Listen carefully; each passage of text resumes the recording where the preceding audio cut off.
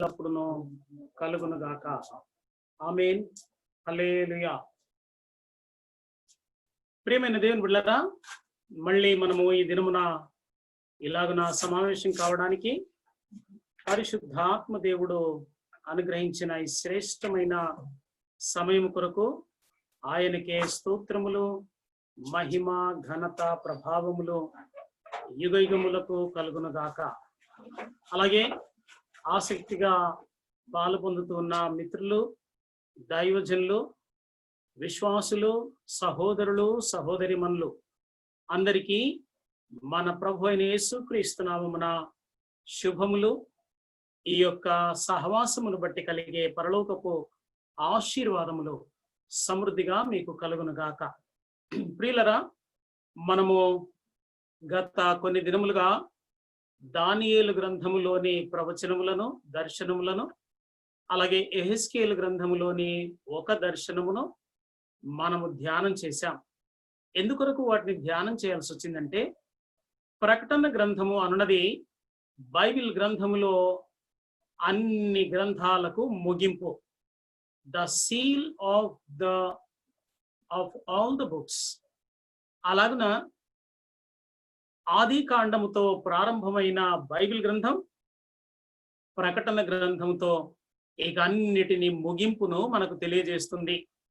అలాగున ప్రియులరా, మనము ఈ యొక్క ప్రకటన గ్రంథమును అర్థం చేసుకోవాలంటే ఆది కాండము మొదలుకొని మనకు అర్థం కావాల్సిందే. హిస్టారికల్ సైడ్, ప్రాఫిటికల్ సైడ్, అలాగే ఆర్కియాలజికల్ సైడ్, సైంటిఫికల్ సైడ్ మనకు అర్థం కావాలి. ఇవన్నీ అర్థమైతేనే ప్రకటన గ్రంథములోని ప్రవచనములు మనకు సులభంగా అర్థమవుతాయి. కాబట్టి ప్రియులరా, ప్రకటన గ్రంథం అనగానే మనము గమనించాల్సింది ఏంటంటే, మనము బైబిల్ గ్రంథములోని ప్రాముఖ్యమైన అంశములన్నిటినీ కవర్ చేయాల్సి వస్తుంది, తెలుసుకొని ఉండాల్సి వస్తుంది అన్నమాట. అలాగున ప్రియులరా, ఈ రోజున కూడా మనము దానియేలు గ్రంథములోని ప్రాముఖ్యమైన ప్రవచనాలను, యెహెజ్కేలు గ్రంథంలో అంత్య దినములలో జరగబోతున్న ప్రాముఖ్యమైన ప్రవచనాన్ని ధ్యానం చేసి, ఇప్పుడు మనము ఈ ప్రవచనాలన్నిటికీ ముగింపు గ్రంథమైన ప్రకటన గ్రంథంలోనికి ప్రవేశిస్తున్నాం. అవి తెలుసుకోవడం ద్వారా ఇప్పుడు మనము ఈ ప్రకటన గ్రంథాన్ని సులభంగా అర్థం చేసుకోవడానికి అవకాశం ఉంటుంది. కాబట్టి ఈ ప్రకటన గ్రంథాన్ని మనము పరిశోధిస్తున్నటువంటి అర్థం ఏంటంటే, బైబిల్ గ్రంథంలో ప్రవచనాలన్నిటి యొక్క ముగింపును మనం తెలుసుకునే ప్రయత్నం చేస్తున్నాం.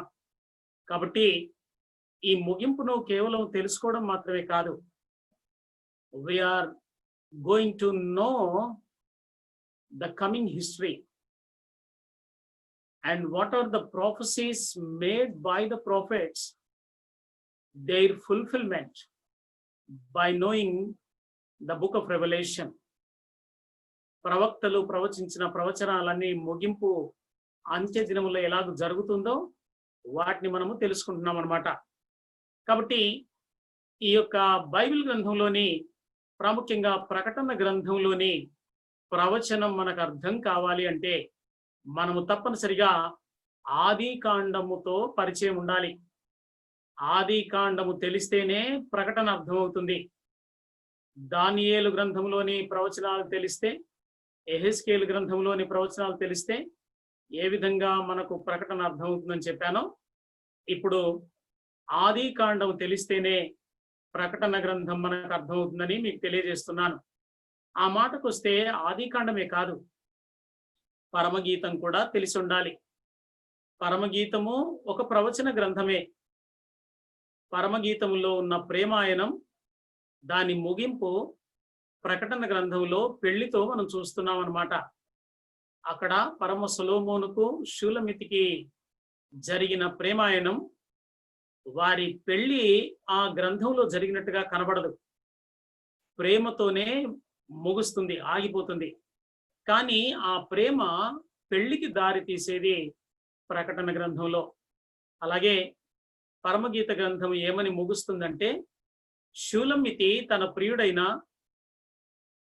పరలోకపు సొలొమోనును నా ప్రియుడా త్వరపడి రమ్ము, లఘువైన ఇర్రివలే త్వరపడి రమ్ము అంటూ ఆ ప్రియురాలు ఆహ్వానిస్తుంది. అలాగే ప్రకటన గ్రంథంలో యేసుక్రీస్తు ప్రభు 3వ అధ్యాయంలో అన్నాడు, ఇదిగో నేను త్వరగా వచ్చుచున్నాను అన్నాడు. సో అక్కడ పెళ్లి కుమార్తె పిలుపు, ఇక్కడ పెళ్లి కుమారుడి జవాబు చూస్తాం. అలాగున పరమగీతానికి ప్రకటన గ్రంథానికి పోలిక ఉంది. మరి ముఖ్యంగా ఆది కాండం అన్నది జెనిసిస్, జీన్ అనే మాట నుండి జెనిసిస్ అనే మాట వచ్చింది. జీన్ అంటే ప్రారంభం అని అర్థం. అలాగున అన్నిటి యొక్క ప్రారంభాన్ని తెలిపే గ్రంథం ఆది కాండం. అయితే అన్నిటి యొక్క ముగింపును టోటల్గా ఇన్ఫర్మేషన్ ఇస్తున్న గ్రంథం ప్రకటన గ్రంథం. కాబట్టి ప్రారంభమును గురించిన విషయాలు తెలియకుండా అంతమును గురించిన విషయాలు తెలియవు. కాబట్టి ఆది కాండం అర్థమైతేనే మనకు ప్రకటన కూడా అర్థమవుతుందన్నమాట. సో ఇవి రెండు కూడా జత గ్రంథాలు. ఆ మాటకు వస్తే తీగ లాగితే డొంకంతా కదిలినట్టు మనము ప్రకటన గ్రంథమే కాదు, బైబిల్ గ్రంథంలో ఏ అంశమును ముట్టుకున్నా ఆ డొంకంతా కదులుతుంది. 66 గ్రంథాల డొంక కదిలొస్తుందన్నమాట. అవన్నీ చిక్కుముడులు విప్పుకుంటూ పోతేనే ఆ తీగను మనం ఏ ఉద్దేశంతో ఏ ప్రారంభాన్ని పట్టుకోవాలనుకుంటున్నామో దాన్ని మనం పట్టుకోగలుగుతాం. ప్రియులారా, ఆ విధంగా ఈ యొక్క ప్రకటన గ్రంథాన్ని అర్థం చేసుకోవాలంటే ఆది కాండానికి ప్రకటన గ్రంథానికి ఉన్న ఈ లింక్, ఈ పోలిక మనకు అర్థం కావాలి. అందుకొరకు నేను కాస్త ఒక 2-3 స్లైడ్స్తో ఈ రెండింటి పోలికను మీకు ముందుగా వివరించే ప్రయత్నం చేస్తాను. ఎందుకంటే ఈ ఆది కాండంలోని విషయాలకు ప్రకటన గ్రంథంలోని విషయాలకు ఎలాగున్న సంబంధం ఉందో తెలిస్తే ప్రవచనం కూడా సులభంగా అర్థమవుద్ది. అందుకే నేను ఒకవేళ ఈ యొక్క ప్లాట్ఫామ్లో చెప్పానో లేదో, ఏటీసీఎఫ్లో స్టార్టింగ్లో ఆది కాండము 3:15లో ఉన్న స్త్రీ, ప్రకటన గ్రంథం 12వ అధ్యాయము 2వ వచనంలో ఉన్న స్త్రీ ఒకరే అంటూ చెప్పుకొచ్చాను. అలాగున ఆది కాండానికి ప్రకటన గ్రంథానికి బోలెడు పోలికలు ఉన్నాయి. ఆది కాండంలో భూమి ఆకాశముల సృష్టి జరిగితే ప్రకటన గ్రంథంలో క్రొత్త ఆకాశము క్రొత్త భూమి యొక్క సృష్టి జరుగుతుంది. 21వ అధ్యాయం 1వ వచనం. అలాగే చీకటికి దేవుడు రాత్రి అని పేరు పెట్టాడు ఆది కాండంలో. కానీ ప్రకటన గ్రంథంలో అసలు అక్కడ రాత్రే లేదు. ఎందుకంటే గొర్రెపిల్లయే ఆ విశ్వానికంతటికి దీపమై ఉన్నాడు అని చెప్పబడింది. అలాగే ఆది కాండము 1వ అధ్యాయం 14వ వచనం నుండి 16 వచనాల్లో సూర్యుని చంద్రులను చేసెను అనుంది. సృజించెను అని లేదు, చేసెను అనుంది. ఆది కాండం 1వ అధ్యాయంలో సృష్టిలో, ఆ 7 దినముల సృష్టిలో 3 రకములైన హిబ్రూ పదాలు వాడబడ్డాయి.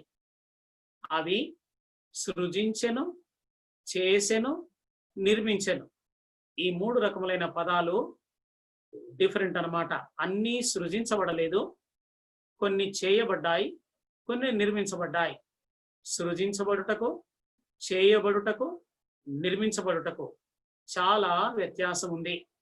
అది నేను ఈ బైబిల్ స్టడీస్లో సృష్టి, నూతన సృష్టి అన్న అంశమును నేర్పిస్తూ ఈ మొదటి సృష్టిలోని 7 దినముల సృష్టిలో మన రక్షణ కొరకు దాగి ఉన్న ఆధ్యాత్మిక పాఠములను తెలుపుతూ ఈ యొక్క సృజించెను, చేసెను, నిర్మించెను అన్న ఈ 3 పదాల యొక్క ప్రాముఖ్యమైన తేడాను నేర్పిస్తూ ఉంటాను.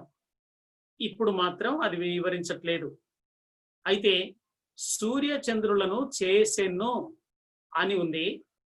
కానీ ప్రకటన గ్రంథంలో అసలు అక్కడ సూర్యుడైనను చంద్రుడైనను లేనే లేడు అని పరలోక రాజ్యాన్ని గురించి చెబుతుంది. అలాగే 2వ అధ్యాయం 17వ వచనంలో ఆది కాండంలో ఈ తోట మధ్యలోని చెట్టు ఫలమును తింటే నీవు చస్తావు, మరణిస్తావు అన్నాడు. కానీ ప్రకటన గ్రంథం 21:4 చూస్తే అక్కడ మరణం ఇక లేనే లేదు అని వ్రాయబడి ఉంది. ఆది కాండంలో చస్తావు అన్న దాంతో మరణం ప్రారంభమైంది. ఆది కాండం 5వ అధ్యాయాన్ని చూస్తే ఆదాము ఈయనను కని మరణించెను, ఆయన మరొకరిని కని మరణించెను. మరణాల లిస్టు చూస్తామన్నమాట అక్కడ. కానీ ప్రకటన గ్రంథంలో సాక్ష్యం ఇస్తుంది ఇక మరణం అన్నది అక్కడ లేనే లేదు అని. అలాగే ఆది కాండం 3వ అధ్యాయంలో సాతానుడు సర్పములో ప్రవేశించి మొట్టమొదటిగా ప్రత్యక్షమయ్యాడు ఏదెను తోటలో.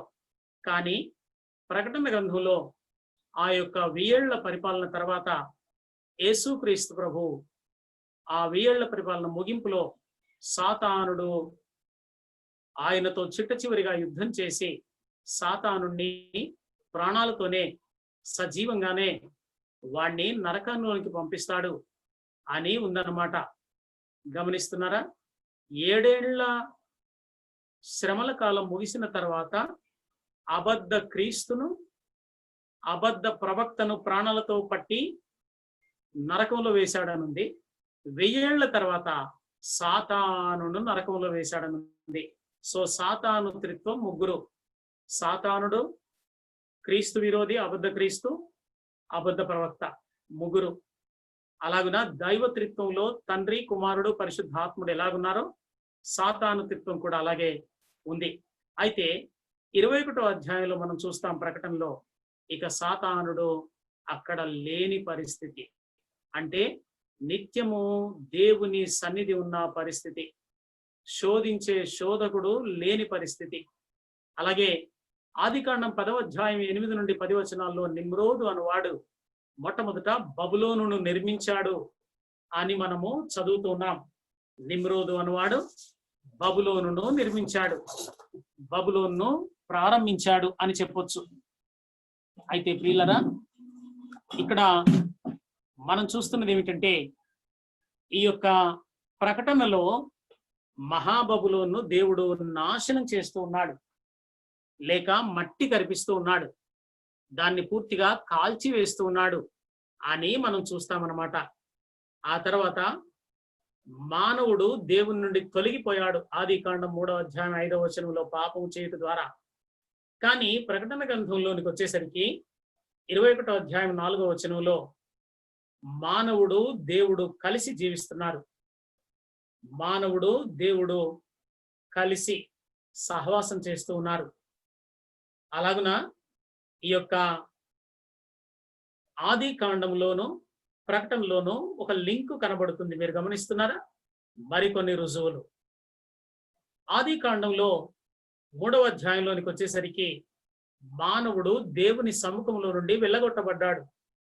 కానీ ప్రకటన గ్రంథంలోనికి వచ్చేసరికి 21వ అధ్యాయం 4వ వచనంలో దేవుడు మానవుడు కలిసి నిత్యం ఉండబోతున్నారు. అలాగే ఆది కాండంలో ఒక తోటతో పెళ్లితో మొదలవుతుంది. తోటతోనూ తోటలో పెళ్లితోనూ ప్రారంభమవుతుంది. కానీ ప్రకటన గ్రంథం ఆ పెళ్లి కుమార్తెయే పట్టణంగా మారుతుంది. పెళ్లి కుమార్తె ఒక మహాపట్టణంగా మారుతుంది. అలాగే ఆది కాండంలో మానవుడి తిరుగుబాటును 3వ అధ్యాయంలోను, 4వ అధ్యాయంలోను, 6వ అధ్యాయంలోను చూస్తాం. 3వ అధ్యాయంలో దేవునికి చేసిన తిరుగుబాటు వారిని ఆధ్యాత్మికంగా చంపివేసింది. 4వ అధ్యాయంలో కయ్యను హేబేలు మీద దాడి చేసి అతని ప్రాణం మీద దాడి చేస్తూ ఉన్నాడు. హేబేలు యొక్క ప్రాణమును తీశాడు. సో ఆత్మ పాడైపోయింది 3వ అధ్యాయంలో, ప్రాణం మీద దాడి జరిగింది 4వ అధ్యాయంలో. 6వ అధ్యాయంలోనికి వచ్చేసరికి దేవుని కుమారులు, నరుల కుమార్తెలు చక్కని వారిని చూసి వారిలో తమ మనస్సుకు వచ్చిన వారిని వివాహం చేసుకుని ఆ దినములలో దేవుని ప్రణాళికలో ఉన్న మానవ జాతికి భిన్నంగా నెఫీలీయులను కన్నారు. అలాగున దేహము కూడా పాడైపోతుంది. ఆకాశమందున్న దేవదూతలు వచ్చి పడిపోయిన సాతాను సంబంధమైన మొదటి ఆకాశములో వారి ప్రభుత్వాన్ని ఏర్పాటు చేసుకున్న దేవదూతలు వచ్చి ఈ యొక్క మానవ స్త్రీలతో సంబంధం పెట్టుకోగా నెఫీలీయులు పుట్టారు. అంటే సుమారు 70 ఫీట్ల ఎత్తున్న మనుషులు, అంటే సుమారు 5 అంతస్తుల భవనం అంత ఎత్తున్న మనుషులు పుట్టారు. అలాగున దేహము పాడైపోయింది. సో 3వ అధ్యాయంలో ఆత్మ, 4వ అధ్యాయంలో ప్రాణం, 6వ అధ్యాయంలో దేహం, ఇలాగున 3 విధములైన తిరుగుబాటు జరిగింది. కానీ ప్రకటన గ్రంథం 22:14 వచ్చేసరికి తిరుగుబాటు తొలగిపోయి మానవుడికి దేవుడికి సమాధానం ఏర్పడుతుంది. అలాగే ఆది కాండంలో వారు చస్తావని చెప్పాడు. మరణం అను దానితో ప్రారంభమైంది ఆది కాండం. కానీ ప్రకటన గ్రంథం 19:9 నిత్యము దేవునితో జీవించడాన్ని గురించి తెలియజేస్తుంది. అలాగే ఆది కాండం 3వ అధ్యాయంలో వెళ్ళగొట్టబడడంతో దేవుడు శపిస్తూ అన్నాడు, నీవు దుఃఖాన్ని అనుభవిస్తావు, వేదనతో నీవు నీ యొక్క భోజనాన్ని సంపాదించుకుంటావు. కన్నీరు అన్నది ప్రారంభమైంది. వేదన, దుఃఖం, కన్నీరు అనున్నది ఆది కాండం 3వ అధ్యాయంలో ప్రారంభమైంది. కానీ ప్రకటన గ్రంథం 21వ అధ్యాయం 4వ వచనంలోనికి వచ్చేసరికి దేవుడు వారి ప్రతి కన్నీటి బాష్ప బిందువును తుడిచివేస్తాడు అని ఉందన్నమాట. అలాగే ఆది కాండంలో నీ ప్రసవ వేదనను నేను హెచ్చిస్తాను అన్నాడు. కానీ ప్రకటన గ్రంథం 21వ అధ్యాయంలోనికి వచ్చేసరికి వేదన లేదు, కన్నీరు లేదు, దుఃఖం అన్నది అసలే లేదు. ప్రకటన ఆది కాండము 3వ అధ్యాయము 18వ వచనంలో మానవుడు చేసిన పాపాన్ని బట్టి ఈ నేల శపించబడి గచ్చపొదలు, ముళ్ళ తుప్పలను మొలిచి మానవుడు కష్టపడాల్సిన పరిస్థితిని తీసుకొని వచ్చింది. దేవుడు 7 దినముల సృష్టి జరిగించినప్పుడు ముళ్ళ పొదలు, గచ్చ పొదలు లేవు. అంత ప్రశస్తమైన వాతావరణమే. కానీ పాపము జరిగినప్పుడు ఈ నేల శపించబడి ముళ్ళ పొదలు, గచ్చ పొదలు, శాపగ్రస్తమైనవి, మానవ ప్రాణానికి హాని చేసేవి, విషముట్టికాయలు, ఇలాంటివన్నీ వచ్చాయి. కానీ ప్రకటన గ్రంథం 22వ అధ్యాయం 3వ వచనాన్ని చూస్తే అక్కడ ఏ విధమైన శాపము లేనే లేదు అని వ్రాయబడి ఉందన్నమాట. అలాగున మంచి చెడ్డల తెలివినిచ్చే ఫలాన్ని తినకూడదు అని ఆది కాండంలో నిషేధం ఉంది. కానీ ప్రకటన గ్రంథంలో జీవవృక్ష ఫలము ఆకులను, కాయలను 12 నెలలు అది కాస్తూనే ఉండే జీవవృక్ష ఫలపు ఆ ఫలములను, ఆకులను కూడా తినవచ్చు అని ఉంది. అలాగే ఆది కాండము మొదటి పెళ్లితో ప్రారంభం అవుతుంది. ప్రకటన గ్రంథం గొర్రెపిల్లకు, సంఘానికి జరిగే పెళ్లితో ముగుస్తుంది. అక్కడేమో మొదటి ఆదాము పెళ్లి, ఇక్కడ కడపటి ఆదాము పెళ్లి. అలాగే ఆది కాండం 3:15లో స్త్రీ సంతానముగా యేసుక్రీస్తు వస్తాడు అని వాగ్దానం. ప్రకటన 12వ అధ్యాయం 4 నుండి 6 వచనాల్లో ఆ స్త్రీ సంతానమైన శిశువుగా, మగ శిశువుగా యేసు పుట్టాడు అన్న విషయాన్ని తెలియజేస్తుంది. ఇలాగున్నా మనం చెప్పుకుంటూ పోతుంటే ప్రియులారా, ఆది కాండానికి, ప్రకటన గ్రంథానికి ఇవి నేను కొన్నే చూపించాను, కానీ బోలెడు పోలికలున్నాయి అని మీకు జ్ఞాపకం చేస్తున్నాను. మెట్టుకు మనం ఎందుకు ఈ రెండింటి పోలికను చూడాల్సి వస్తుంది అంటే, ఆది కాండము అన్నిటి ప్రారంభాల గ్రంథం, ప్రకటన గ్రంథం అన్నిటి ముగింపు గ్రంథం. కాబట్టి ముగింపు ఏవే విషయాలలో ఉందో తెలుసుకోవాలి అంటే అసలు ప్రారంభము ఏ విషయాల్లో ఉందో తెలిసి ఉండాలి మనకు. ఆ ప్రారంభం సంగతి తెలిస్తేనే ముగింపు సంగతి అర్థమవుతుంది. ఉదాహరణకి స్త్రీ సంతానము సంగతి ఆది కాండంలో ఉంది. అది తెలియకపోతే ప్రకటన గ్రంథంలో ఉన్న ఆ స్త్రీ సంతానం ఎవరో మనకు అర్థం కాదు. కాబట్టి ఆది కాండము, ప్రకటన గ్రంథాల లింక్ మనకు తెలియాలి. ఈ అంశాన్ని మనం ప్రకటన గ్రంథాన్ని పరిశోధిస్తున్నప్పుడు తరచూ మనకు ఆది కాండంలో ఉన్న విషయాలతో మనము పోల్చుకొని కొనసాగించాల్సి వస్తుంది. ఈ విషయాన్ని మీరు దృష్టిలో పెట్టుకోవాలని మనవి చేస్తున్నాను. Now we're entering into the book of revolution. which will break the apocalypse code. అంటే ప్రపంచం యొక్క ముగింపు విషయాల యొక్క కోడ్ను మనకు తెరిచే గ్రంథం, ఆ మర్మములను తెరిచే గ్రంథం ప్రకటన గ్రంథం. ఈ ప్రకటన గ్రంథంలోనికి అడుగు పెడుతున్నాం. నేను మరలా జ్ఞాపకం చేస్తున్నాను, ప్రకటన గ్రంథాన్ని సరిగా అర్థం చేసుకోవాలంటే అక్కడి వచనాలనే చదివితే మనకు అర్థం కాదు. దానికి link versus from the beginning, from genesis. we need to grasp them, match them, then only we will come to a conclusion. మనము ఇతర 65 గ్రంథాల్లో ఉన్న సారాన్ని ఆయా అంశ పరిధిలో మనం వాటిని క్రోడీకరించి వాటిని జత చేసి అప్పుడు మనము ఒక సత్యం విషయంలో సరైన తీర్మానాన్ని చేసుకోవాలి. ఎలాగో ఈ గ్రంథాన్ని మనం ధ్యానించబోతుండగా ఈ గ్రంథాన్ని మనం ధ్యానిస్తూ ఉన్నప్పుడు మీకు బైబిల్ వ్యాఖ్యాన సూత్రం ఒకటి మీ మనసులో ఉండాలి. బైబిల్ వ్యాఖ్యాన సూత్రం, హెర్మన్యూటిక్స్ అంటున్నారు బైబిల్ కాలేజీ పరిభాషలో.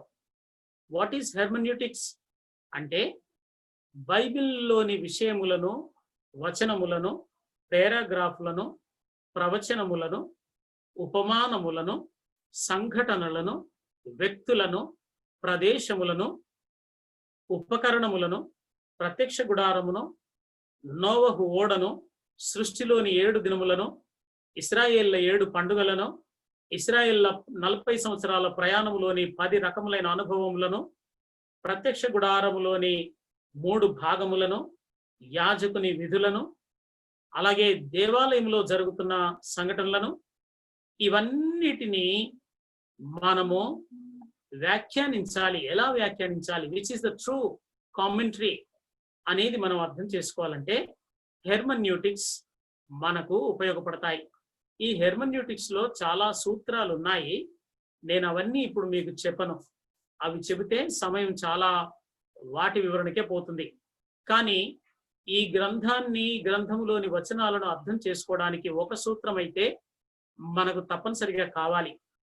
ఒకవేళ అవసరమైతే ఆ అంశాన్ని ధ్యానిస్తూ ఉన్నప్పుడు వేరొక సూత్రాలు అవసరమైతే సందర్భాన్ని బట్టి నేను మీకు జ్ఞాపకం చేస్తాను. కానీ ఇప్పుడు ప్రకటన గ్రంథం మొదట్లో ప్రకటన గ్రంథమే కాదు, బైబిల్ గ్రంథం అంతటిని వ్యాఖ్యానించాలంటే ఉండే హెర్మన్యూటిక్స్ సూత్రాల్లో ఒక సూత్రం ప్రాముఖ్యమైంది.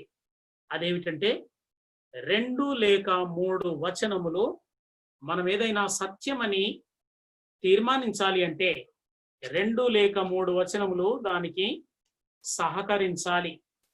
మనం ఏది సత్యం అనుకుంటున్నామో దాన్ని రుజువు చేయడానికి 2 లేక 3 వచనములు ఉండాలి అని మనం చూస్తున్నాం అన్నమాట. ప్రియులరా, ఆ విధంగా ఈ 2 లేక 3 వచనముల సూత్రం, సిద్ధాంతం లేక హెర్మన్యూటిక్స్ కామెంటరీ యొక్క ప్రిన్సిపల్ మనము మనసులో పెట్టుకోవాలి. ఈ కామెంటరీ యొక్క ప్రిన్సిపల్ ఏమిటంటే మనం ఒక సత్యాన్ని ఇదే సత్యం అని మనం అనుకోవాలి అంటే కనీసం 2 లేక 3 వచనాల జోడు వాటి కొరకు ఉండాలి. ఒకవేళ అలా లేని పరిస్థితిలో ఏదైతే సత్యం అని మనం అంటున్నామో దాన్ని అడ్డగించే వచనము బైబిల్లో ఏది ఉండకూడదు. జాగ్రత్త వింటున్నారా? మనం ఒకటి సత్యం అని మనం అనుకుంటూ ఉంటే దానికి కనీసము 2 లేక 3 వచనముల సహకారం ఉండాలి. ఆ అంశాన్ని గురించి చెప్పేది. ఒకవేళ లేనప్పుడు, లేవు అని మనం అనుకుంటే అప్పుడు మనం అనుకుంటున్న సిద్ధాంతాన్ని లేక ప్రిన్సిపల్ను, సత్యాన్ని అడ్డగించే వచనం ఏది కూడా ఉండకూడదు. దాని కొరకు మీకు ఆ వ్యాఖ్యాన సూత్రాన్ని రుజువు చేయడానికి 2 వచనములు చూపిస్తాను. యెషయా గ్రంథం 28వ అధ్యాయం 13వ వచనం. యెషయా గ్రంథము 28వ అధ్యాయము 13వ వచనం. అక్కడ అవసరమైంది చదువుతున్నాను నేను. ఆజ్ఞ వెంబడి ఆజ్ఞ, ఆజ్ఞ వెంబడి ఆజ్ఞ, సూత్రము వెంబడి సూత్రము, సూత్రము వెంబడి సూత్రము, కొంత ఇచ్చట కొంత అచ్చట యెహోవా వాక్యము మీకు వచ్చును. ఏమర్థమైంది మనకు? దేవుని వాక్యము ఎలాగొస్తుందటంటే కొంత ఇచ్చట కొంత అచ్చట వస్తుంది. ఇక్కడ ఈ వచనంలో మీరు ఆ విషయాన్ని గుర్తుపెట్టుకోండి. ఒకే దగ్గర దేవుని వాక్యము ఆ సిద్ధాంతం ఉండదు. కొంత ఇచ్చట కొంత అచ్చట ఉంటుంది. కిచెన్ లోనికి వెళ్ళాం, వెళ్తే ఆ కిచెన్ షెల్ఫ్ లో ఎన్నో డబ్బాలు ఉన్నాయి. అయితే అందులో టీ చేసుకోవాలి మనం అంటే ఆ కిచెన్ లో ఫ్రిడ్జ్ లో ముందు పాల ప్యాకెట్ ఒకటి తీస్తాం, అక్కడ ఒకటి ఉంది. టీ అనే ఒక పదార్థం తయారు కావాలి అంటే ఫ్రిడ్జ్ లో ఒకటి ఉంది. తర్వాత పై షెల్ఫ్ లో టీ పౌడర్ ఉంది. మళ్ళీ రెండవ షెల్ఫ్ లోకి వచ్చేసరికి షుగర్ ఉంది. అలాగే కొంతమంది ఇలాచీ వేసుకోవడం అలవాటు టీలో. ఆ ఇలాచీ డబ్బా మరొక షెల్ఫ్ లో ఉంది. ఈ ఆయా స్థలాల్లో ఉన్న వాటిని తీసి ఒక దగ్గర చేసి మరిగిస్తే ఏమవుతుంది? టీ అనే పదార్థం తయారవుతుంది. అలాగే సత్యము, సత్యసారం అన్నది మనము సేకరించాలి అంటే ఈ 66 గ్రంథాల షెల్ఫ్ ఇది. ఈ 66 షెల్ఫుల్లో కొంత ఇచ్చట కొంత అచ్చట దేవుని వాక్యం ఉంది. సో అవన్నీ కలపండి. ఒక సిద్ధాంతాన్ని, ఒక సత్యాన్ని గురించిన విషయాలన్నింటినీ తెలిపే వచనాలన్నింటినీ కలిపి మరిగించండి. అందులో నుండి వచ్చిన ఎసెన్సే ద ట్రూత్. అది పరిపూర్ణమైన సత్యం అవుతుంది. ఇప్పుడు 34వ అధ్యాయం 16వ వచనం. 34:16 యెషయా గ్రంథం. Isaiah chapter 34 verse 16. యెహోవా గ్రంథమును పరిశీలించి చదువుకునుడి. ఆ జంతువులలో ఏదియూ లేక ఉండదు, దేని జతపక్షి దాని యొద్ద ఉండక మానదు. నా నోట నుండి వచ్చిన ఆజ్ఞ ఇదే, ఆయన నోటి ఊపిరి వాటిని పోగు చేయును. యెహోవా గ్రంథాన్ని పరిశీలించి చదివితే ఏం దొరుకుతుందట మనకు? జంతువులు ఉంటాయి, పక్షులు ఉంటాయి అంటున్నాడు. జంతువుల లిస్టును తెలిపే గ్రంథమా ఇది? లేక పక్షులను గురించిన లిస్టు తెలిపే గ్రంథమా బైబిల్ గ్రంథం? కాదు, అది అలంకార భాష. అక్కడ అంటే ఒక జంతువు మరొక జంతువు కలిస్తే ఒక నూతన జంతువు పుడుతుంది. ఒక పక్షి మరొక పక్షి కలిస్తే నూతన పక్షి పుడుతుంది. ఒక వచనము మరొక వచనము కలిపితే నూతన సత్యం బయటికి వస్తుంది. అదనమాట సంగతి. ప్రియులరా, ఇప్పుడు యెహోవా గ్రంథంలో దేని జతపక్షి ఉంటుందట. సో ఆ జతపక్షిని మనము దొరకబట్టి ఆ జతపక్షిని కలపాలి. కలిపినప్పుడు 2 జతపక్షులు కలిస్తే ఒక నూతన పక్షి ఎలాగను పుడుతుందో, 2 వాక్యపు ఒకే సిద్ధాంతాన్ని తెలిపే 2 జత వచనములను కలిపితే నూతన సత్యం మనకు బయటకు వస్తుంది. అలాగున తిమోతికి వ్రాసిన మొదటి పత్రిక 5వ అధ్యాయం 19వ వచనంలో మరొక మాట చెప్తున్నాడు. మొదటి తిమోతి 5:19. అక్కడేం చెప్పాడంటే, తిమోతి, 2-3 సాక్షులుంటేనే గాని పెద్ద మీద దోషారోపణను అంగీకరించకము అన్నాడు. ఒక వ్యక్తి మీద వచ్చే కంప్లైంట్స్ కి దాన్ని ఎలాగూ ట్రీట్ చేయాలట? 2-3 సాక్షులను తీసుకుని ఆ దోషారోపణను స్వీకరించు. మరొక సామాన్యమైన మనుషునికే 2-3 సాక్షుల యొక్క అవసరం ఉంటే, నిత్యత్వానికి సంబంధించిన దేవుని వాక్యానికి 2-3 సాక్షుల అవసరత ఉండొద్దా? 2 లేక 3 వచనాల సాక్ష్యము ఉండాల్సిన అవసరం లేదా? ఆలోచించండి. అలాగున ఈ వ్యాఖ్యాన సూత్రాన్ని మనం దృష్టిలో పెట్టుకోవాలి. ఒకవేళ 2-3 సాక్షులు లేరు అనుకుందాం. అప్పుడు మనం చూడాల్సిన మరొక కోణం ఏమిటంటే, మనం అనుకుంటున్న సిద్ధాంతాన్ని అడ్డుగా వచ్చే, ఎదురుగా వచ్చే, అడ్డగించే, దాన్ని ముందుకు వెళ్లకుండా ఆపివేసే ఒక్క వచనం కూడా బైబిల్లో ఉండనప్పుడు మనం అనుకుంటున్న సిద్ధాంతం సంపూర్ణమైన సత్యం అని అర్థం చేసుకోవాలి. వీళ్ళరా ఈ రెండింటిని మనసులో పెట్టుకొని మనం ఇప్పుడు ప్రకటన గ్రంథంలోనికి అడుగు పెడదాం. ఎందుకో తెలుసా? ప్రకటన గ్రంథము అన్ని గ్రంథాల యొక్క సారం, అన్ని గ్రంథాల్లో దాగిన ప్రవచనముల యొక్క సారం. సో ఈ సారమును మనము వెలికి తీసే ప్రయత్నం చేస్తున్నప్పుడు దాని గురించి బహు జాగ్రత్తగా ఆ సూత్రాలను మనము పెట్టుకొని పనిచేయాలి. టూల్స్ అన్నమాట అవి. ఏది? 2-3 సాక్షులు ఉండాలి అనేది ఒక టూల్. ఆ టూల్ తో ప్రకటన గ్రంథంలోనికి అడుగు పెడితే ఆ టెక్నికల్ వర్కర్ ప్రాపర్ గా పనిచేస్తాడు. టూల్ లేకుండా ఆల్టర్నేటివ్ పదార్థాలను వాడితే అది పర్ఫెక్ట్ పని కాదు, అది డేంజర్. అలాగే మనం ఆల్టర్నేటివ్ విషయాలు కాదు, ఈ టూల్స్, ఈ సూత్రాలను, ఈ ప్రిన్సిపల్స్ ను దగ్గర పెట్టుకొని మనము ప్రకటన గ్రంథంలోనికి ప్రవేశిద్దాం. ఇప్పుడు ముందుగా నేను the gist of the book of revolution మీకు ఇస్తాను. ఈ యొక్క లిస్ట్ ఇస్తున్నప్పుడు మీరు స్క్రీన్ షాట్ తీసుకోగలిగిన వాళ్ళు తీసుకోండి. ఎందుకంటే మనం ధ్యానం చేయబోతున్నవి ఈ జిస్టులో ఉన్న అంశాలను ఒకటొకటిగా మనం పరిశోధించబోతున్నాం అన్నమాట. ప్రకటన గ్రంథం ఇస్తున్న అంశాలను ఒక క్రమబద్ధమైన రీతిలో నేను లిస్ట్ అవుట్ చేశాను. ఎందుకంటే ప్రకటన గ్రంథం అధ్యాయం తర్వాత అధ్యాయం లాగా ఒక సంఘటన తర్వాత ఒకటి సంఘటన అలాగూ రాయబడి లేదు. కొన్ని సంఘటనలు మధ్యలో ఉన్నాయి, కొన్ని సంఘటనలు వెనక ఉన్నాయి, ముందు జరగాల్సినవి ఉన్నాయి. ఇవి మనము రేషన్ షాప్ లోనికి వెళ్ళి అక్కడ పప్పు, ఉప్పు, చక్కెర అవివన్నీ బ్యాగ్ లో వేసుకుంటాం. అలాగే బెడ్రూమ్ కి అవసరమైనవి కొన్ని కొనుక్కుంటాం, అవి కూడా ఆ బ్యాగ్ లో వేస్తాం.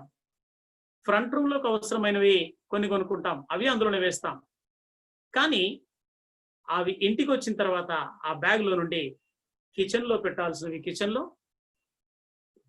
ఫ్రంట్ రూమ్ లో పెట్టాల్సినవి ఫ్రంట్ రూమ్ లో, బెడ్రూమ్ లో పెట్టాల్సినవి బెడ్రూమ్ లో డిస్ట్రిబ్యూట్ చేసుకుంటాం. కానీ కొన్నప్పుడు అవి అన్ని కలగలిపి ఉంటాయి. ప్రకటన గ్రంథం అలాగుంది. ఇప్పుడు పరిశోధకులు, సత్యాన్వేషకులు, వాక్యాన్వేషకులు వాటిని ఒక్కొక్కటి పరిశోధనాత్మకమైన మనసుతో దేనిని ఎక్కడ పెట్టాలో, ఏ గదిలో పెట్టాలో అవి మనము చేయవలసిన నేర్పరి అయిన శిల్పకారుని పని.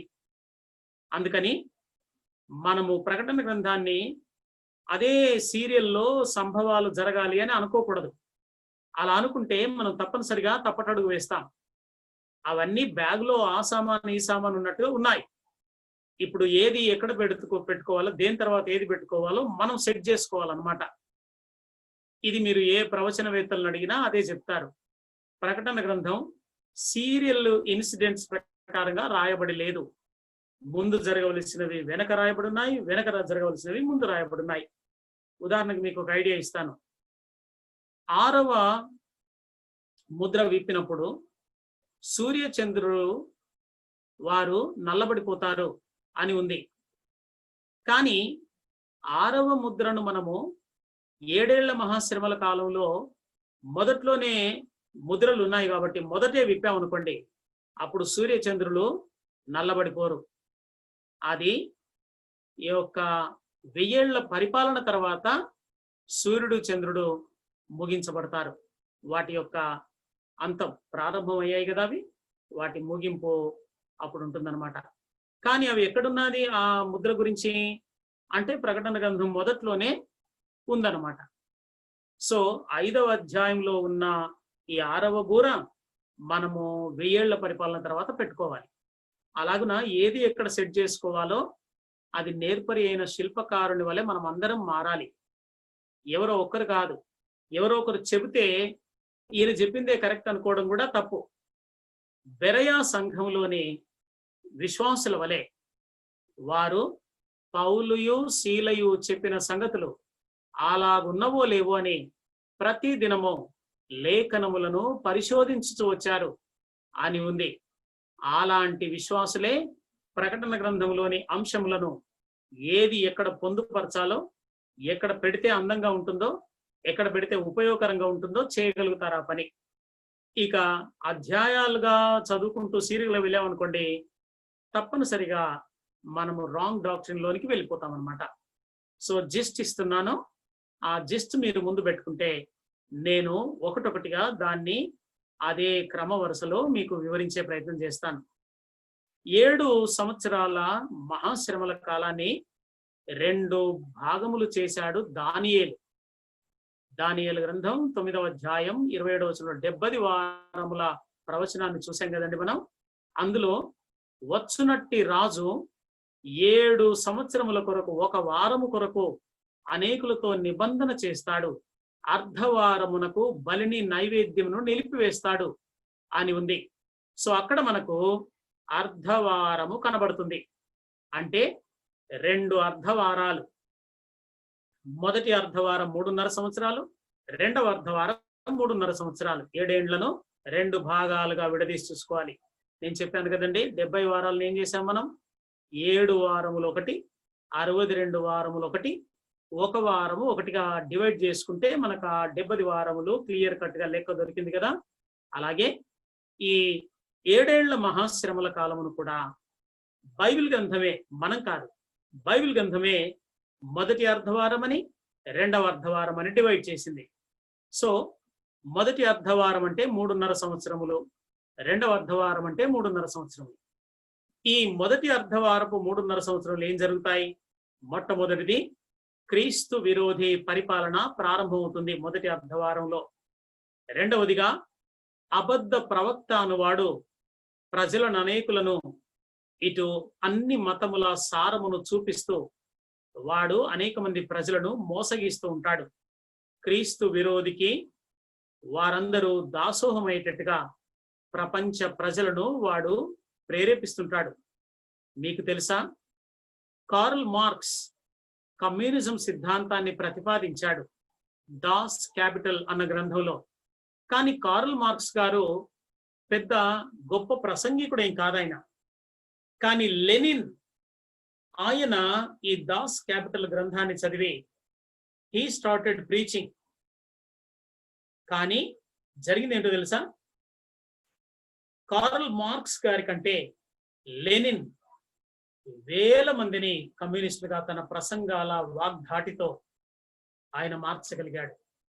అలాగే క్రీస్తు విరోధి అబద్ధ ప్రవక్త, క్రీస్తు విరోధి ఉంటాడే కానీ అబద్ధ ప్రవక్త మాత్రం అనేకులను క్రీస్తు విరోధిని పూజించినట్లు, ఆరాధించినట్లు, వాడి పరిపాలనను అంగీకరించినట్లు మతపరమైన రుజువులను చూపిస్తూ ఈ అబద్ధ ప్రవక్త మోసగించే పని జరిగిస్తుంటాడు. ఆ తర్వాత ఇశ్రాయేలు దేశంలో అప్పటికే అర్చనలు, బలులు, నైవేద్యాలు జరుగుతూ ఉంటాయి. క్రీస్తు విరోధి రాకముందే ఇశ్రాయేలు దేశంలో ఈ యొక్క మందిరం నిర్మించబడుతుంది. పూజలు, బలులు, నైవేద్యాలు, దేవాలయంలో జరిగే కార్యక్రమాలన్నీ క్రమముగా ఆ లేవియ కాండంలో చెప్పినవి జరుగుతూ ఉంటాయి. ఇది మొదటి అర్ధవారంలో ఉండే సీన్, అప్పుడు జరుగుతున్న సంఘటనలు అన్నమాట. ఇక మహాబబులోను అను వేశ్య సంఘం ఒకటి ఉంటుంది. అంటే క్రీస్తు సంఘమేమో కన్యక అయితే మహాబబులోనేమో వేశ్య సంఘం. కన్యక సంఘం ఉంది, వేశ్య సంఘం ఉంది. కానీ ఈ మొదటి అర్ధవారంలో ఈ మహాబబులోను వేశ్య సంఘం భూమి మీద సకల భోగాలు అనుభవిస్తుంటుంది. అంటే లక్షలాది మంది, కోట్లాది మంది ప్రజలు ఈ సర్వమత సమ్మేళనంలో సమకూడి మెయిన్ లైన్ చర్చి బిషపులు, పాదరీలు, పాస్టర్లు, రెవరెండ్లు, పోపులు అందరు కూడా ఈ మహాబబులోను వేశ్య సంఘంలో సభ్యులై ఉంటారు. కనుక మహాబబులోను వేశ్య ఆమె సకల భోగాలు అనుభవిస్తూ ఉంటుంది. మరి సంఘ కన్యకకి ఏమవుతుంది? వేశ్య భోగాలు అనుభవిస్తుంది. కాబట్టి సంఘ కన్యక శ్రమలు అనుభవిస్తూ ఉంటుంది. ఆమె కన్యాత్వమును కాపాడుకోవాలి అంటే ఆమె శ్రమల గుండా వెళ్తుంది. ఎందుకంటే వేశ్య రాజ్యమైంది. ప్రియులరా, యెజబెలు అనే స్త్రీ ఆహాబును పెళ్లి చేసుకుంది. యెజబెలు అన్యురాలు. కానీ రాజు ఆమె చేతిలో కీలుబొమ్మగా ఉన్నాడు. కాబట్టి యెజబేలు ఏమేమి మనసులో అనుకుంటుందో ఇశ్రాయేలు దేశములో అవి అమలవుతూ ఉన్నాయి. అలాగుననే ఈ మహాబబులోను వేశ్య మతం, వేశ్య సంఘం, ఆమె ఏ విధంగా రూల్ చేస్తుందో క్రీస్తు విరోధి ఆ పద్ధతులను అనుసరిస్తూ ఉంటాడు. ఎందుకని? ప్రకటన గ్రంథం 17వ అధ్యాయంలో చూస్తే ఆ క్రూర మృగము, సముద్రములో నుండి వచ్చిన క్రూర మృగము పైన ఈ వేశ్యను కూర్చోబెట్టుకొని వస్తుంది, అంటే మోస్తుందన్నమాట. ఆ విధంగా క్రూర మృగము క్రీస్తు విరోధైతే ఈ యొక్క స్త్రీ, పరిశుద్ధుల రక్తాన్ని తాగుతున్న స్త్రీ ఈ మహాబబులోను వేశ్య సంఘం. ఆ వేశ్య సంఘం అనేక మంది పూజలు జరిగిస్తూ ఆ మతాన్ని ఆడంబరాలతో, భోగాలతో కొనసాగుతుంది.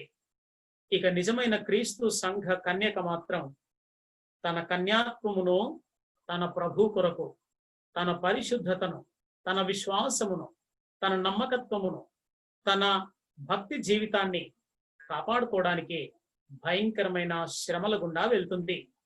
అలాగున క్రీస్తు విరోధి వాడు రేషన్ కార్డ్ లాంటిది, సిమ్ కార్డ్ లాంటిది ఒకటి తీసుకొచ్చి వాడు ముద్రగా మార్చి, ప్రతి వ్యక్తి ఆ ముద్రలో ఉంటేనే అతను ప్రపంచ ప్రభుత్వంలో సభ్యుడుగా ఎంచబడతాడు అన్న రూల్ వస్తుంది కనుక క్రీస్తు సంఘం ఆ క్రీస్తు విరోధి లేక మహాబబులోను వేశ్య యొక్క ముద్ర క్రీస్తు సంఘం అను కన్యక మీద ఉండకూడదు కనుక ఆమె ఆ ముద్రను పడనివ్వదు. యేసు క్రీస్తు ఇచ్చిన పరిశుద్ధాత్మ ముద్రయే ఈమె బ్రతుకు మీద ఉండాలి. కానీ క్రీస్తు విరోధి వచ్చి మరొక ముద్రను వేస్తున్నాడు కనుక ఈమె తృణీకరించాల్సి వస్తుంది. తన ప్రాణాన్నైనా ముద్రను వేయించుకోకుండా ఉండడానికి, క్రీస్తు కొరకు తన పవిత్రతను, సరళతను కాపాడుకోవడానికి ప్రాణాన్నైనా ఇవ్వాల్సి వస్తుంది. అది ఆనాడున్న పరిస్థితి, మొదటి అర్ధవారంలో క్రీస్తు సంఘానికి ఉన్న పరిస్థితి. ఇక క్రీస్తు విరోధి వాస్తవానికి 4వ అధ్యాయంలో మనం చూస్తే వాడు తెల్లని గుర్రం ఎక్కి వస్తూ ఉన్నట్టుగా మనకు కనబడుతుంది. అయితే ప్రియులరా, తెల్లని గుర్రము శాంతి సమాధానాలకు గుర్తనమాట. వాడు శాంతి సమాధానాల పేరుతోనైతే వస్తున్నాడు, కానీ వాడు శాంతిని, సమాధానమును లోకానికి ఇవ్వలేడు.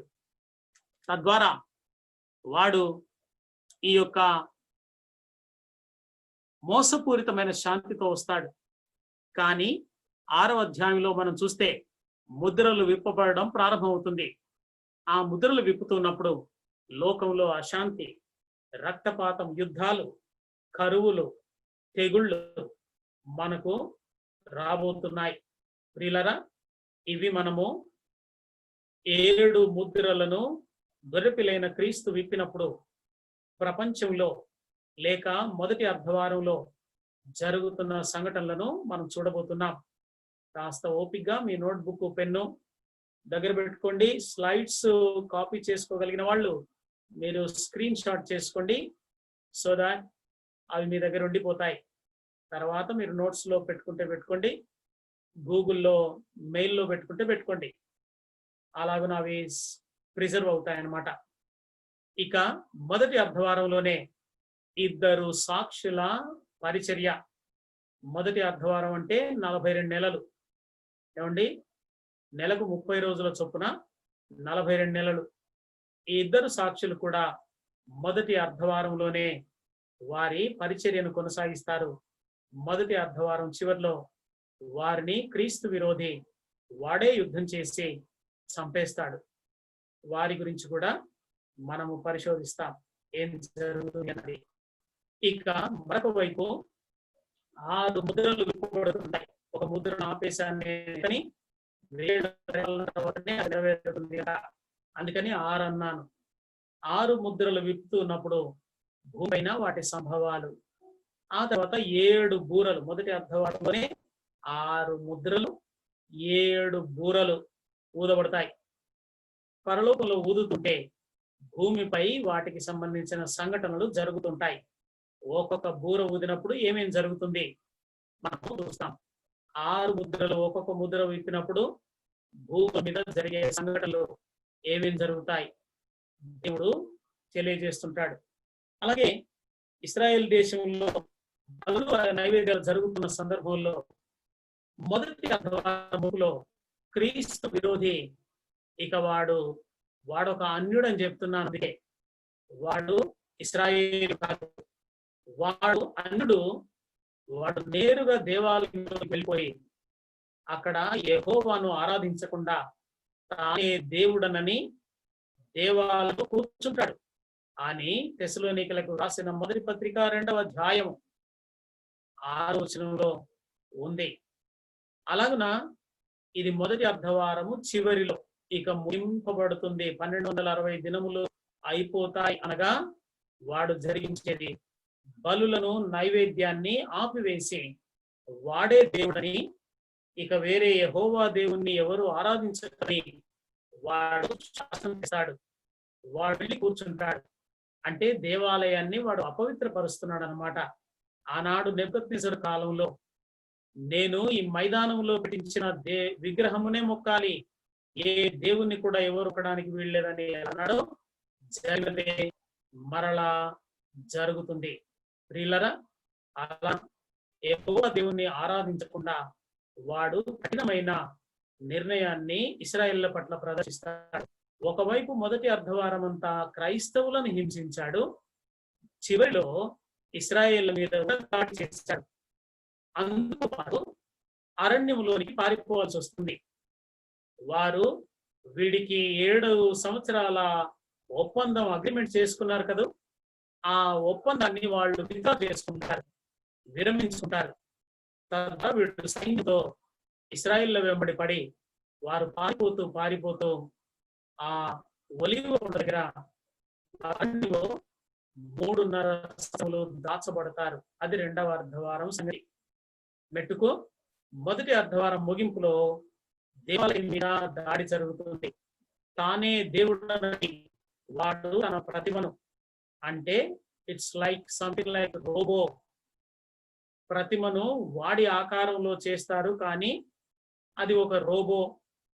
సోఫియా ఏ విధంగా ఒక స్త్రీలాగా చక్కగా చీర కట్టుకొని మనుషులు వస్తుంటే నవ్వినట్టు, మనుషులతో మాట్లాడినట్టు, హాయ్ అన్నట్టు, మిమ్మల్ని చూస్తే చాలా సంతోషం వేస్తుంది అన్నట్టు రోబో మాట్లాడుతుందో, అలాగే వాడు కూడా రోబో లాంటి టెక్నాలజీతో కూడిన ప్రతిమను ఒకదాన్ని వాడు నిలబెడతాడు.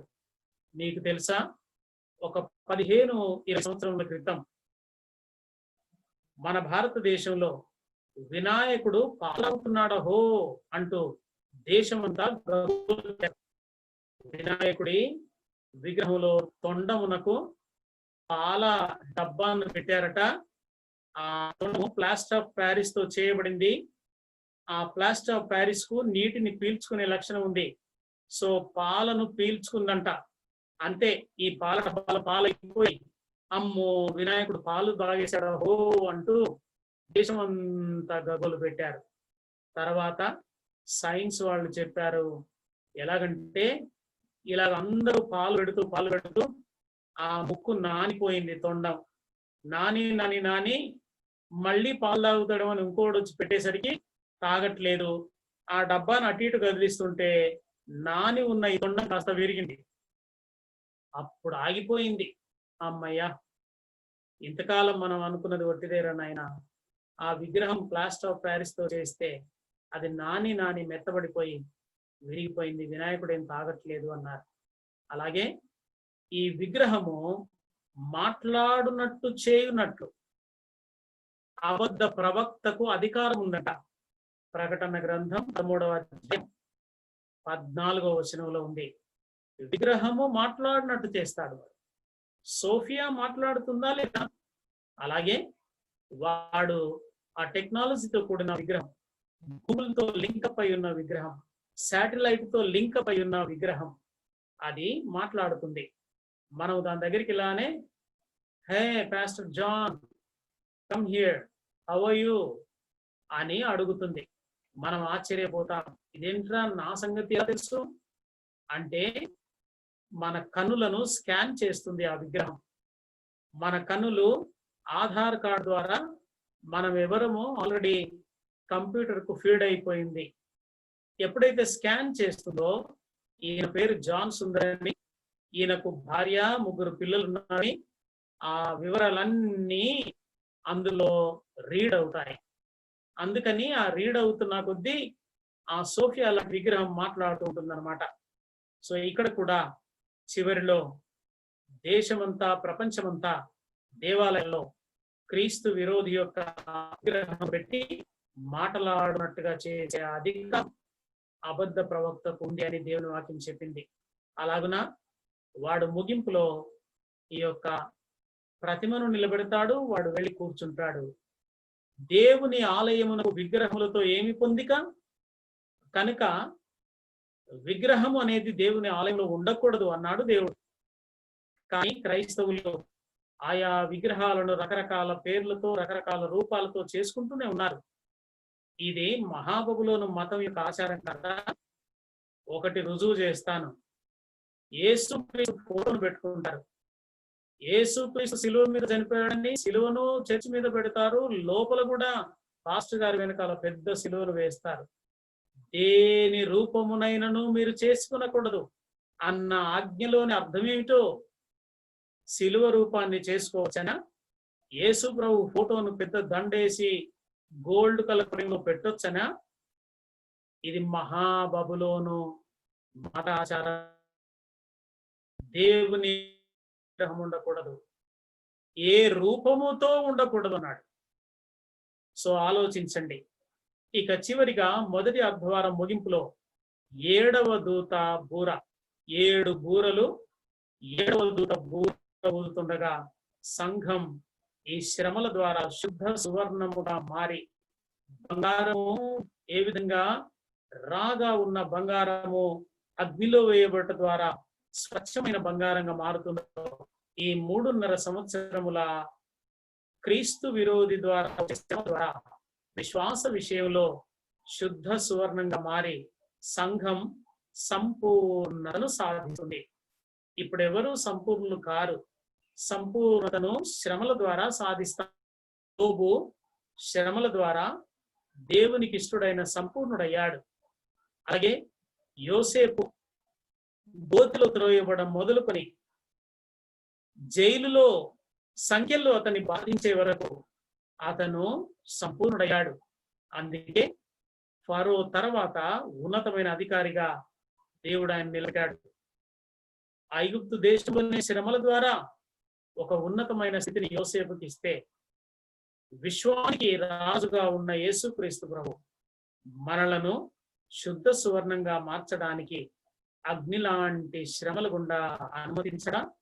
ఆలోచించండి. ఆ తర్వాత 7వ బూర, అదే కడబూర మ్రోగడంతో మొదటి పునరుత్థానం జరుగుతుంది.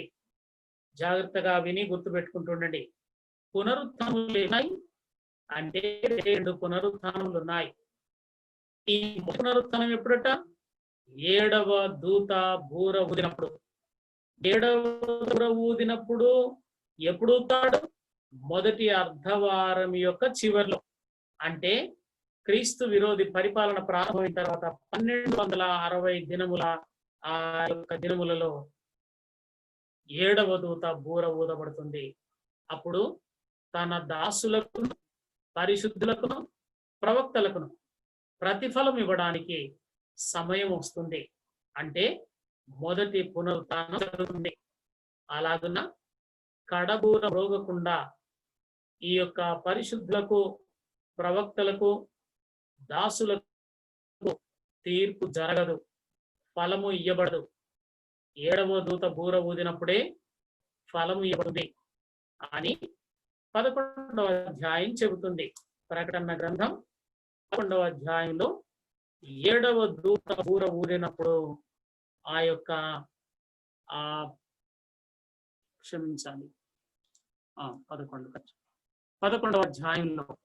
సో పునరుత్థానాలు 2 ఉన్నాయి. మొదటి పునరుత్థానమేమో 7వ దూత బూర ఊదినప్పుడు, 2వ పునరుత్థానమేమో 1000 ఏళ్ల పరిపాలన తర్వాత అవిశ్వాసులు లేపబడుట. వారికి మనం తీర్పు తీర్చాలి కాబట్టి తీర్పు తీర్చి నరకానికి పంపించాలి అవిశ్వాసులను. ఇక విశ్వాసులకు ఒకే ఒకటి, అది 7వ దూత బూర ఊదినప్పుడు. ఇక 7వ దూత బూర ఊదడము మొదటి అర్ధవారం ముగింపులో అయితే సంఘము ఈ శ్రమల గుండా వెళ్లకుండానే ముందే ఎత్తబడుతుంది అని చెప్పే బోధ ఎంతవరకు సత్యసమ్మతమైందో కాస్త ఆలోచించండి. ప్రియులారా, ఇది మొదటి అర్ధవారం ముగియడంతో సంఘం ఎత్తబడుతుంది. అది మొదటి పునరుత్థానం. ఇక రెండవ అర్ధవారంలోనికి వస్తున్నాం. మనం 7 ఏళ్లను మనం డివైడ్ చేసుకుంటున్నాం కదండి. 7 ఏళ్లలో జరిగే కార్యక్రమాలను ఒకటిగా మనం పరిశోధిస్తున్నాం. రెండవ అర్ధవారం నా మొదటి 1260 డేస్ అయిపోయాయి. ఇప్పుడు రెండవ 1260 దినములు అంటే 42 నెలలు. ఈ రెండవ 42 నెలల టైంలో ఏం జరుగుతుంది? ఇశ్రాయేలు జనాంగం క్రీస్తు విరోధి దేవాలయంలో కూర్చోవడంతో ఆయనకు 7 సంవత్సరాలు చేసుకున్న ఒప్పందం అగ్రిమెంట్ విత్డ్రా కావడంతో వీరి మీదికి సైన్యాన్ని పంపిస్తాడు. తద్వారా ఇశ్రాయేలు జనాంగం అరణ్యంలోకి పారిపోతుంది. దావీదు మీదికి సౌలు తన సైన్యాన్ని పంపాడు. దావీదు ఎక్కడికి పరిగెత్తాడట? అరణ్యంలోనికి. అదే అరణ్యములో సౌలు అతని సైన్యం ఉన్నారు. అదే అరణ్యములో దావీదు అతని అనుచరులు ఉన్నారు. కానీ దావీదును సౌలుకు అరణ్యమైన దేవుడు. అలాగే జరిగినదే మరలా జరగబోతోంది. ఇశ్రాయేలు జనాంగము దావీదు స్థానంలో అరణ్యంలో ఉన్నారు. క్రీస్తు విరోధి యొక్క సైన్యము సౌలు సైన్యం వలె వారి వెంటబడి వెతుకుతూ ఉంటారు. అయినా పక్షి రాజు రెక్కల వంటి 2 రెక్కలు ఆమెకి ఇవ్వబడ్డాయి. ఆమె పక్షిరాజు ఏ విధంగా సర్పమునకు దొరకనంత ఎత్తులోనికి ఎగిరిపోతాడో అలాగే సాతానుడు క్రీస్తు విరోధి ఇశ్రాయేలు జనాంగం వెంట తన సైన్యాన్ని పిస్తే సర్పమునకు దొరకని పక్షిరాజు వలె దేవుడు ఇశ్రాయేలు జనాంగాన్ని కాపాడతాడు. దావీదును కాపాడిన విధంగానే సౌలుని క్రీస్తు విరోధి నుండి అతని సైన్యం నుండి ఇశ్రాయేలు అను దావీదును కాపాడతాడు. అది సరిగ్గా 42 నెలలు లేక 60 దినములు లేక అర్ధవారం 3.5 సంవత్సరాలు.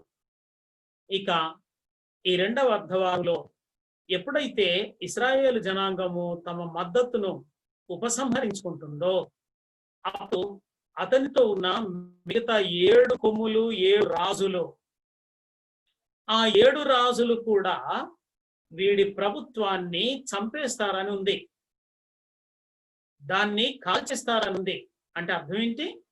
ఆ ప్రభుత్వాన్ని కూలదోస్తారు ఈ 7 రాజులు కలిసి. అలాగున రెండవ అర్ధవారంలో క్రీస్తు విరోధికి ప్రపంచ సామ్రాజ్యం అంటూ ఉండదు. వాడు ఏ దేశానికి రాజో ఆ సిరియాలో మాత్రం రాజుగా ఉంటాడు. కానీ ప్రపంచ సామ్రాజ్యము కుప్పకూలిపోతుంది. ఆ తర్వాత ఈ దశరాజ్య కూటమి వారు ప్రపంచ పాలన జరిస్తూ ఉంటారు. ఇక మహావ్యవస్థను దేవుడు ఈ దశరాజ్య కూటమిలోని రాజులే ఈ మహాబబులోను వేశ్యను అంటే మహాబబులోను మతం సర్వమత సమ్మేళనం అంత్య దినంలో ఉండబోతున్న 1 వరల్డ్ రిలీజియన్ ఏదైతే ఉందో దాన్ని దశరాజ్య కూటమి రాజు దాన్ని తొలగిస్తారు. ఈ మతం అక్కర్లేదండి, మునుపులాగా ఎవరి మతాన్ని వాళ్ళు పాటించండి అన్నట్టుగా ఈ క్రీస్తు విరోధి తీసుకుని వచ్చిన మతాన్ని వాళ్ళు నిషేధిస్తారు. అలా మహాబబులోను మత వ్యవస్థ పాడైపోతుంది. మీరు జాగ్రత్తగా గుర్తుంచుకోండి. ప్రకటన గ్రంథం 17వ అధ్యాయంలో మహాబబులోను మత వ్యవస్థ గురించి వ్రాయింది. రిలీజియస్ ఇష్యూస్ వ్రాయబడ్డాయి. 18వ అధ్యాయంలో పొలిటికల్ ఇష్యూస్ రాయబడ్డాయి. సో ఈ డిఫరెన్స్ మనము గమనిస్తే ఇంకా సులభతరం అవుతుంది. ప్రకటనలోని ఆ మహాబబులోను వ్యవస్థను అర్థం చేసుకోవడం సులభం అవుతుంది. 17వ అధ్యాయం మహాబబులోను రిలీజియస్ యాక్టివిటీస్ చూపిస్తుంది. అంటే పరిశుద్ధ రకాన్ని తాగుతుంది. అంటే తన భక్తులను రోమన్ కేథోలిసిజం ప్రపంచంలో అత్యధికంగా క్రైస్తవ భక్తులను చంపి వారి రక్తాన్ని త్రాగింది.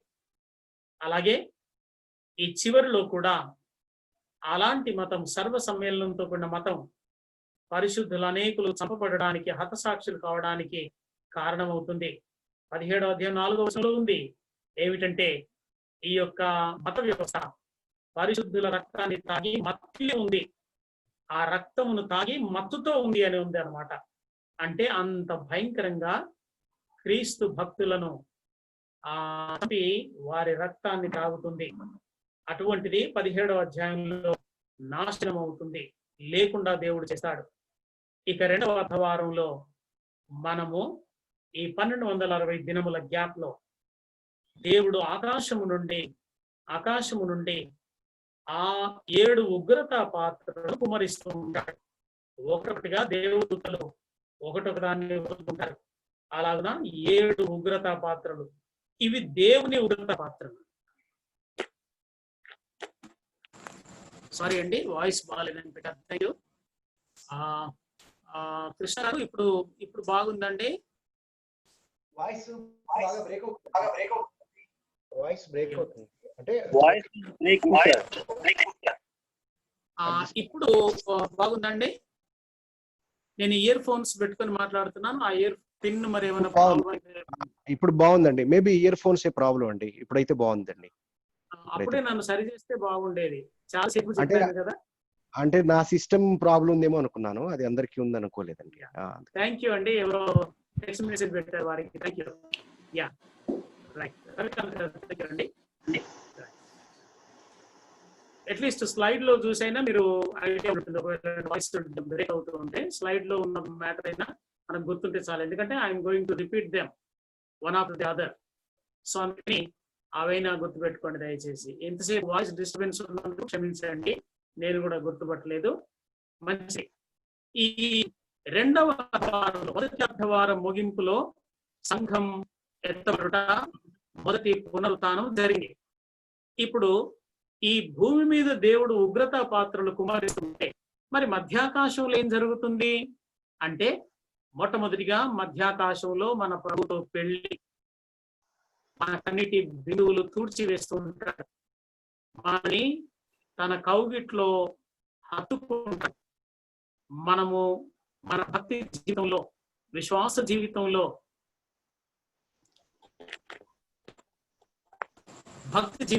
విశ్వాస జీవితంలో మనం ఎదుర్కొన్న సమస్యలు అన్నిటిని బట్టి మన బాష్ప బిందువులను తుడిచివేసి ఆయన భార్యగా స్వీకరిస్తాడు, అర్ధాంగిగా స్వీకరిస్తాడు, సతీమణిగా స్వీకరిస్తాడు, శ్రీమతిగా స్వీకరిస్తాడు.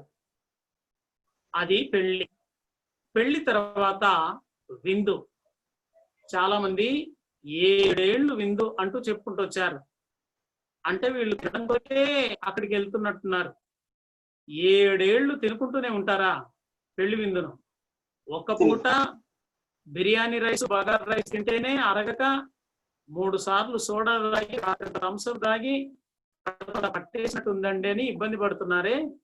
అక్కడికి పోయి అక్కడ మళ్ళీ మీరు విందు తినుకుంటూనే ఉంటారా? ఎంతసేపు? విందు 7 ఏళ్ళు ఉండదండి. మొదటి అర్ధవారం ఇక్కడే ఉన్నాం మనం. ఇక మిగిలింది 2వ అర్ధవారం, అంటే 260 దినాలు. ఈ 260 దినాల్లో 4 జరగాలి. పెళ్లి జరగాలి, విందు జరగాలి. మన ఒక్కొక్కరి క్రియలను బట్టి తీర్పు తీర్చబడతాం. అంటే ఒకరి విశ్వాసము మెనుకు వెలిగే ఒక 0 వాట్స్ ఉంటే, పౌలు లాంటి వాళ్ళు సూర్యకాంతి ద్వారా మెరిసిపోతూ ఉంటారు. సో వారి త్యాగం, వారి క్రియలను బట్టి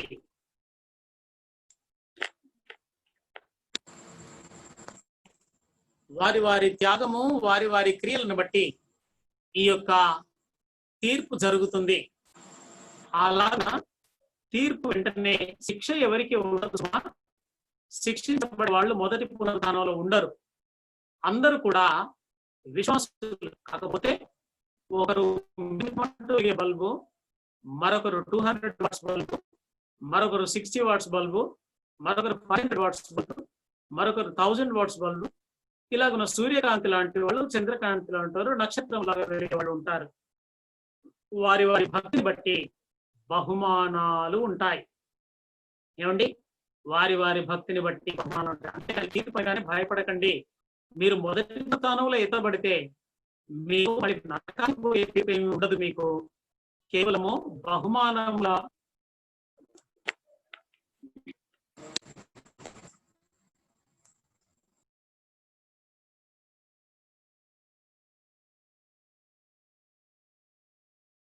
$1260 మధ్యాకాశంలో ఏం జరుగుతుంది? సంఘానికి పెళ్లి, విందు, తీర్పు, బహుమానములు, ఈ విషయాన్ని పెట్టుకోండి. ఆ తర్వాత ఈ యొక్క 1260 దినములు ఇశ్రాయేలుకి ఏం జరుగుతుంది మరి? ఏమండి, ఈ రెండవ అర్ధవారంలో 3 గుంపులు చూస్తున్నాం మనం. మొదటి గుంపు మొదటి పునరుత్థానములో వాయిస్ నాట్ క్లియర్.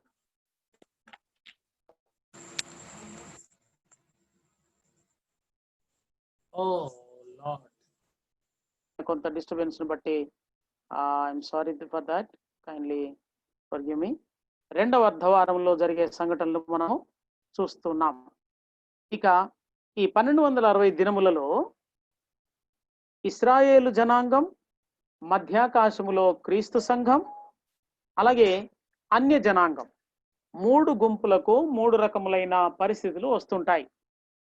మొదటిది మనము మధ్యాకాశములో ఉండే క్రీస్తు భక్తుల క్రైస్తవ సంఘం. రెండవది ఇశ్రాయేలు జనాంగం అరణ్యములో ఉంది. మూడవది ప్రపంచమంతా చెదరి ఉన్న ఈ అన్య జనాంగం లేక లోకస్తులు అని మనం చెప్పుకోవచ్చు అన్నమాట.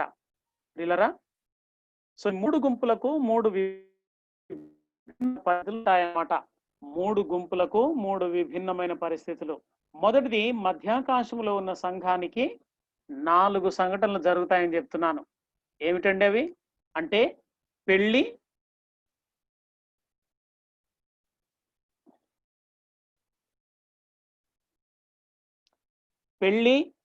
విందు, తీర్పు, బహుమానాలు. అదేమో అక్కడ మధ్యాకాశంలో ఉన్న క్రీస్తు సంఘం పరిస్థితి. ఇక ఇశ్రాయేలీల పరిస్థితి, అరణ్యంలో 1260 దినం వాళ్ళు పోషించబడుతూ ఉంటారు అని ప్రకటన 12వ అధ్యాయం 6వ వచనంలో ఉంది. ప్రకటన గ్రంథం 12వ అధ్యాయం 6వ వచనం. ఇందులో వస్తుంది కదా, వీడియో ఉంది కదా ఇక్కడ. ఇది ఇట్లా కనబడుతుంది, ఇది ఎందులో వస్తుంది వీడియో?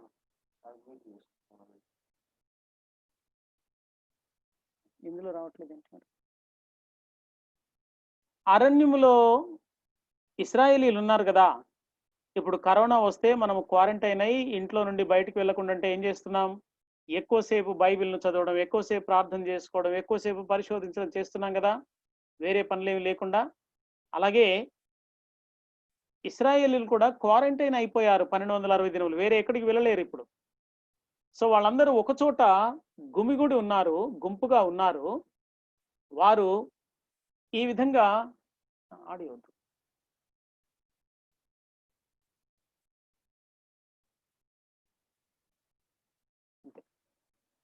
వారు క్వారంటైన్ ఉన్నారు కాబట్టి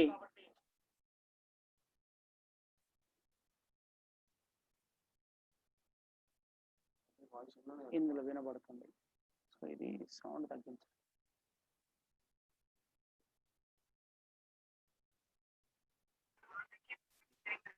చక్కగా వినపడుతుందండి. నా దగ్గర కొంచెం yes, okay, thank you brother, thank you. So 1260 దినములు ఇశ్రాయేలీలు క్వారంటైన్ అయి ఉన్నారు అరణ్యంలో. వాళ్ళు ఏం చేస్తారు మరి ఇప్పుడు అంటే, మొట్టమొదటిది మనం ఈయన మెస్సియా అనుకున్నాం కదరా, ఈ మెస్సియా అనుకుంటే ఈయన వచ్చి దేవాలయంలో కూర్చొని మోసం చేశాడేంటి, మరి అసలు మెస్సియా ఎవరు అని ఆలోచనలో పడతారు. అప్పుడు లేఖనాలు గ్రహించినట్లుగా ఎమ్మాయి గ్రామములో 8 మైళ్ళు నడిచినా వారు యేసుక్రీస్తును గుర్తుపట్టలేదు. అలాగే ఇశ్రాయేలీలు ఈ 2000 సంవత్సరములుగా యేసులోని మెస్సియాను గుర్తించలేకపోయారు. కానీ ఎమ్మాయి గ్రామస్తులు చివర్లో వారి కన్నులు తెరవబడ్డాయి. అలాగే ఈ యొక్క ఇశ్రాయేలీలు కూడా ఆ క్వారంటైన్ లో ఉన్నప్పుడు అప్పుడు వారికి ఏ పని లేదు, దేవుడే పోషిస్తున్నాడు. ఇప్పుడు వారు ఆలోచించేది ఏమిటంటే మెస్సియా సంగతి. సో ఈ మెస్సియా రాకపోయేసరికి మెస్సియా మనం, కానీ ఈయన కాదు, మరి ఎవరై ఉంటారు? అప్పుడు జకరియా గ్రంథంలో 9వ అధ్యాయం 9వ వచనంలో ప్రవచించినట్టుగా కరుణ నొందించు ఆత్మను వారి మీద కుమ్మరిస్తాడు. ఈ రెండవ అర్ధవారపు ముగింపులో వారు లేఖనాలను గ్రహించున్నట్లుగా వారి కన్నులు తెరవబడతాయి. పౌలు అన్నాడు, ఇశ్రాయేలీయులకు కొంత మట్టుకు కఠినమైన మనస్సు దేవుడే కలుగజేశాడని.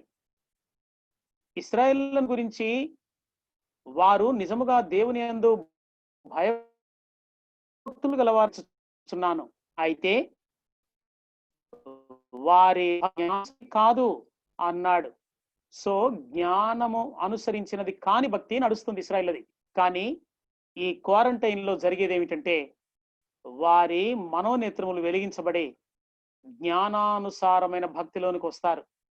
కొంత మట్టుకు కఠిన మనస్సు అంటే ఎప్పుడూ కాదు, 2000 సంవత్సరాల కఠిన మనస్సు తర్వాత కఠిన మనస్సు పోతుంది, జ్ఞానానుసారమైన మనస్సు వస్తుంది. కాబట్టి మెస్సియాను గుర్తించగలుగుతారు. కరుణ నొందించే ఆత్మను కుమ్మరించాడు గనక దేవుడు వారి కన్నులను తెరిపిస్తాడు పరిశుద్ధాత్మ దేవుడు. తద్వారా వారు మెస్సియాను గుర్తిస్తారు. ఇంతలో జరిగేది ఏమిటంటే ఈ యొక్క రెండవ అర్ధవారం ముగిసి యేసుక్రీస్తు ప్రభు మెరుపు తూర్పున పుట్టి పడమటికి ఏ విధంగా కనిపిస్తుందో అలాగున రాజుల రాజుగా మేఘారూఢుడై దిగి వస్తుండగా ఆయనతో ఉన్న మధ్యాకాశములో ఉన్న సంఘం కూడా దిగొస్తుంది, ఆయనతో పాటు దిగొస్తుంది. అలాగున యేసుక్రీస్తు ప్రభు రెండవ అర్ధవారం ముగింపులో చేరుకుంటాడు. ప్రియులరా, అలాగున ఈ రెండవ అర్ధవారంలో జరుగుతున్న సంభవాల్లో లోక ప్రజల మధ్యలో జరిగేది ఏమిటి అంటే క్రీస్తు విరోధి మళ్ళీ ఆ రాజును ఈ రాజును మద్దతు కూడా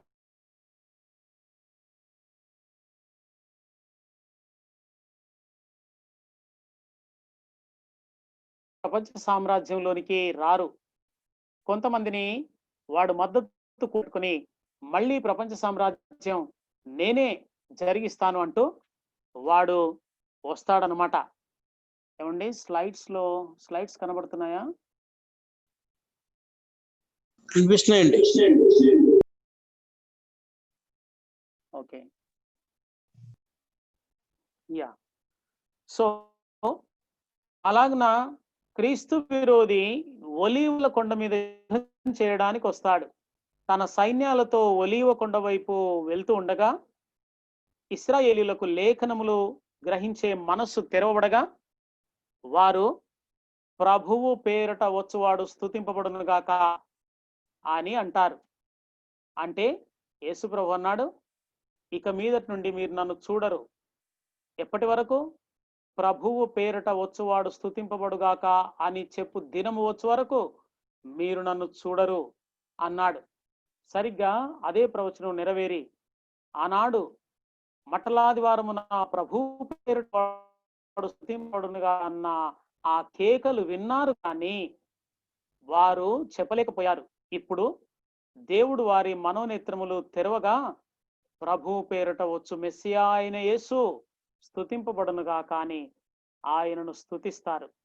అప్పుడు గుమ్మములు మీ తలలు పైకెత్తుకొనుడి, సియోను కుమారి మీ తలలు పైకెత్తుకోండి, మీ రాజు సియోను రాజు వచ్చుచున్నాడు అన్న ప్రవచనం కూడా నెరవేరుతుంది.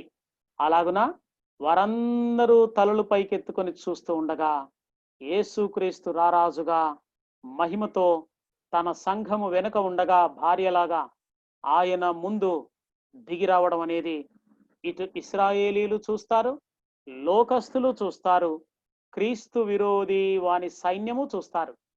అలాగున ఆయన నేరుగా వచ్చి ఒలీవ కొండ చుట్టూ ఇశ్రాయేలీలు అడవిలో ఉన్నారు. యేసు ప్రభు ఒలీవల కొండ మీద అడుగు పెట్టగా ఒలివ కొండ రెండుగా చీలిపోయి ఒక లోయ ఏర్పడుతుంది. ఆ లోయలోనికి ఇశ్రాయేలీయులు దాగుకోవడానికి పరిగెత్తుతారు. అలాగే క్రీస్తు విరోధి కూడా ఈ ఇశ్రాయేలీయులు ఈ లోయలో ఉన్నారు కదా, వీరిని చంపేస్తానని వాడు ఆ లోయ మధ్యలోనికి సైన్యంతో పరిగెత్తాడు. అక్కడ యేసుక్రీస్తు ప్రభు తాను యుద్ధం చేస్తాడు. ఆయన యుద్ధంలో ఎవరుంటారట? నీవు నేను మనము కూడా క్రీస్తు విరోధి సైన్యాలతో యుద్ధం చేస్తాం అని ఉంది. తన పరిశుద్ధులతో పాటు ఆయన యుద్ధం చేస్తాడని ఉంది. సో మనము కూడా ప్రభుతో యుద్ధం చేయగా అలాగున రక్తం, ఆనా సైన్యం యొక్క రక్తం గుర్రం యొక్క కళ్ళెమును కట్టే అంత ఎత్తుగా పారుతూ ఉంటుంది. అది 2 మైళ్ళ కంటే ఎక్కువ దూరం పారుతూ ఉంటుంది అని వ్రాయబడి ఉంది. ప్రియులారా, ఆ విధమైన యుద్ధం అది. అప్పుడే క్రీస్తు విరోధిని, అబద్ధ ప్రవక్తను పట్టుకొని సజీవంగా యేసుక్రీస్తు నరకములోనికి నెట్టేశాడు. పాతాళములోనికి కాదు, నరకములోనికి నేరుగా నెట్టేశాడు. ఫైనల్ జడ్జిమెంట్ అన్నమాట. అలాగున ఈ 2వ వారంలో ఆయన శత్రు సైన్యాల రక్తం 100 క్రోసుల దూరం ఏమండి, అలాగా తరతరాల సాతాను యొక్క సామ్రాజ్యాలు చూసామే మనం ఇంతవరకు. నిమ్రోదు సామ్రాజ్యం, బబులోను సామ్రాజ్యం, అష్షూరు సామ్రాజ్యం, అలాగనే ఈ యొక్క మాది పారసీక సామ్రాజ్యం, గ్రీకు సామ్రాజ్యం, అలాగున రోమన్ సామ్రాజ్యం. ఇవన్నీ సామ్రాజ్యాలు సాతానుడు కట్టుకున్నాడు కదా. ఎక్కడ చెప్పాను నేను మీకు అంటే, యేసుక్రీస్తును లూకాసు వార్త 4వ అధ్యాయం 4వ వచనంలో యేసుక్రీస్తును కొండ మీదికి తీసుకుని వెళ్ళి 1 నిమిషములో భూలోక రాజ్యాలన్నిటినీ చూపించి, ఇవన్నీ నాకు అప్పగింపబడి ఉన్నాయి, నేనెవడికి ఇవ్వగోరుతానో వాళ్ళకి ఇస్తాను అన్నాడే. ఆ రాజ్యాలు అన్నిటినీ ముగించి యేసుక్రీస్తు యొక్క 1000 ఏళ్ల సామ్రాజ్యం ప్రారంభించబడుతుంది. సాతానుడు ఆదాము హవ్వల నుండి కట్టుకున్న సామ్రాజ్యాలు కూల్చబడి ఇశ్రాయేలు యొక్క ఆ యేసుక్రీస్తు యొక్క సామ్రాజ్యం కట్టబడుతుంది. ఇప్పుడు ఏమవుతుంది? ఆ ఒలీవ కొండ చుట్టూ ఉన్న ఇశ్రాయేలీయులను కాపాడి వారు ఆ ఉన్న పాటున ఈ మట్టి దేహము మహిమ దేహంగా మార్చబడుతుంది. ఏమండి, ఈ దీన శరీరము మహిమ గల శరీరముగా మార్చబడుతుంది అని చూసాం కదా. ఇశ్రాయేలులకు కూడా ఆ యుద్ధంలో క్రీస్తు విరోధి, అబద్ధ ప్రవక్త, వాడి సైన్యాలు అందరినీ చంపగా గుర్రపు కళ్ళెం ఎత్తు 100 క్రోసుల దూరం రక్తం ప్రవహించగా ఇశ్రాయేలీలు మహిమ దేహంగా మార్చబడతాడు. ప్రపంచ సామ్రాజ్యాన్ని మళ్ళీ యేసుక్రీస్తు హస్తగతం చేసుకుంటాడు. ఆదాముకు అప్పగించాడు ఈ భూమిని ఏలమని, కానీ ఆయన సాతానుకు అప్పగించి కూర్చున్నాడు. మళ్ళీ కడపటి ఆదామైన యేసు ఈ సాతానుని, వాని సామ్రాజ్యాన్ని ఓడించి యేసుక్రీస్తు మళ్ళీ ఆ యొక్క సామ్రాజ్యాన్ని హస్తగతం చేసుకుంటున్నాడు. అలాగున ఇశ్రాయేలీలు, యేసు ప్రభు, పరిశుద్ధుల గుంపు, మొదటి పునరుత్థానంలో ఎత్తబడిన సంఘం, వీరందరూ మహిమ దేహాలతో ఉండగా సాధారణంగా ఉండే మట్టి దేహాలతో ఉండే ప్రజలు పుట్టి ఆ యొక్క 1000 ఏళ్ల పరిపాలనలో కొనసాగుతూ ఉంటారు. యేసుక్రీస్తు దావీదు సింహాసనం ఉండింది కదా ఆనాడు యెరూషలేములో, అక్కడ మళ్ళీ సింహాసనాన్ని అధిరోహిస్తాడు. అందుకే అన్నాడు, నేను దావీదు యొక్క వేరును చిగురును, రూట్ అండ్ ఆఫ్ స్ప్రింగ్ అన్నాడు. అంటే దావీదు సింహాసనానికి మూలము నేనే, దావీదు సింహాసనాన్ని కొనసాగించే చివరిగా ఆ చిగురు కూడా నేనే అన్నాడనమాట. అలాగే సొలొమోనుకు యేసుక్రీస్తుకు పోలికలు ఏంటండి అని అడిగారు కదండి. మరొక పోలిక, సొలొమోను రాజ్యము నిత్యం ఉంటుంది అని దేవుడు చెప్పాడు, కానీ నిత్యం లేదది. సొలొమోను తర్వాత 2 భాగాలైంది. ఆ తర్వాత 21 మంది రాజులు ఇజ్రాయేలు, 22 మంది రాజులు యూదాలో పరిపాలించగా వాళ్ళు 70 సంవత్సరాల చెరలోనికి వెళ్ళిపోయారు. ఇక సామ్రాజ్యం లేదు. కానీ మరి ఆ ప్రవచనం ఎలా నెరవేరుతుంది అంటే, ఈ కడపటి ఆదాము లేక దావీదు కుమారుడైన సమాధానకర్త అయిన ఈ సొలొమోను ఆయన నిత్యమైన రాజ్యాన్ని స్థాపించబోతున్నాడు. అలాగున ఆ సొలొమోనుకి ఇచ్చిన వాగ్దానం వాస్తవానికి ఈ సొలొమోనులోనే నెరవేరుతూ ఉన్నదనమాట. అలాగున ప్రియులరా, ఈ 2వ అర్ధవారంలో ఈ యొక్క క్రీస్తు విరోధి ఈ కార్యక్రమం అంతా అయిపోయిన తర్వాత 1000 ఏళ్ల పరిపాలన, యేసు రాజుల రాజుగా ఉండగా, నీవు నేను సామంత రాజులుగా ఉండగా, ఆయా ప్రదేశాల్లో మన భక్తి, మన త్యాగము, మన సమర్పణ, మన పరిశుద్ధత, మన నీతి, మన విశ్వాసము, మన ప్రార్థనా జీవితము, మన లేఖన జ్ఞానము, వీటన్నిటిని బట్టి ఆయన మనలను అక్కడక్కడ రాజులుగానో, ఎమ్మెల్యేలుగానో, ఎంపీలుగానో, లేక మున్సిపల్ మేయర్ గానో, లేకపోతే కమిషనర్ గానో, ఆయా స్థితులలో మనల్ని 1000 ఏళ్ల పరిపాలనలో ఉంచుతాడు.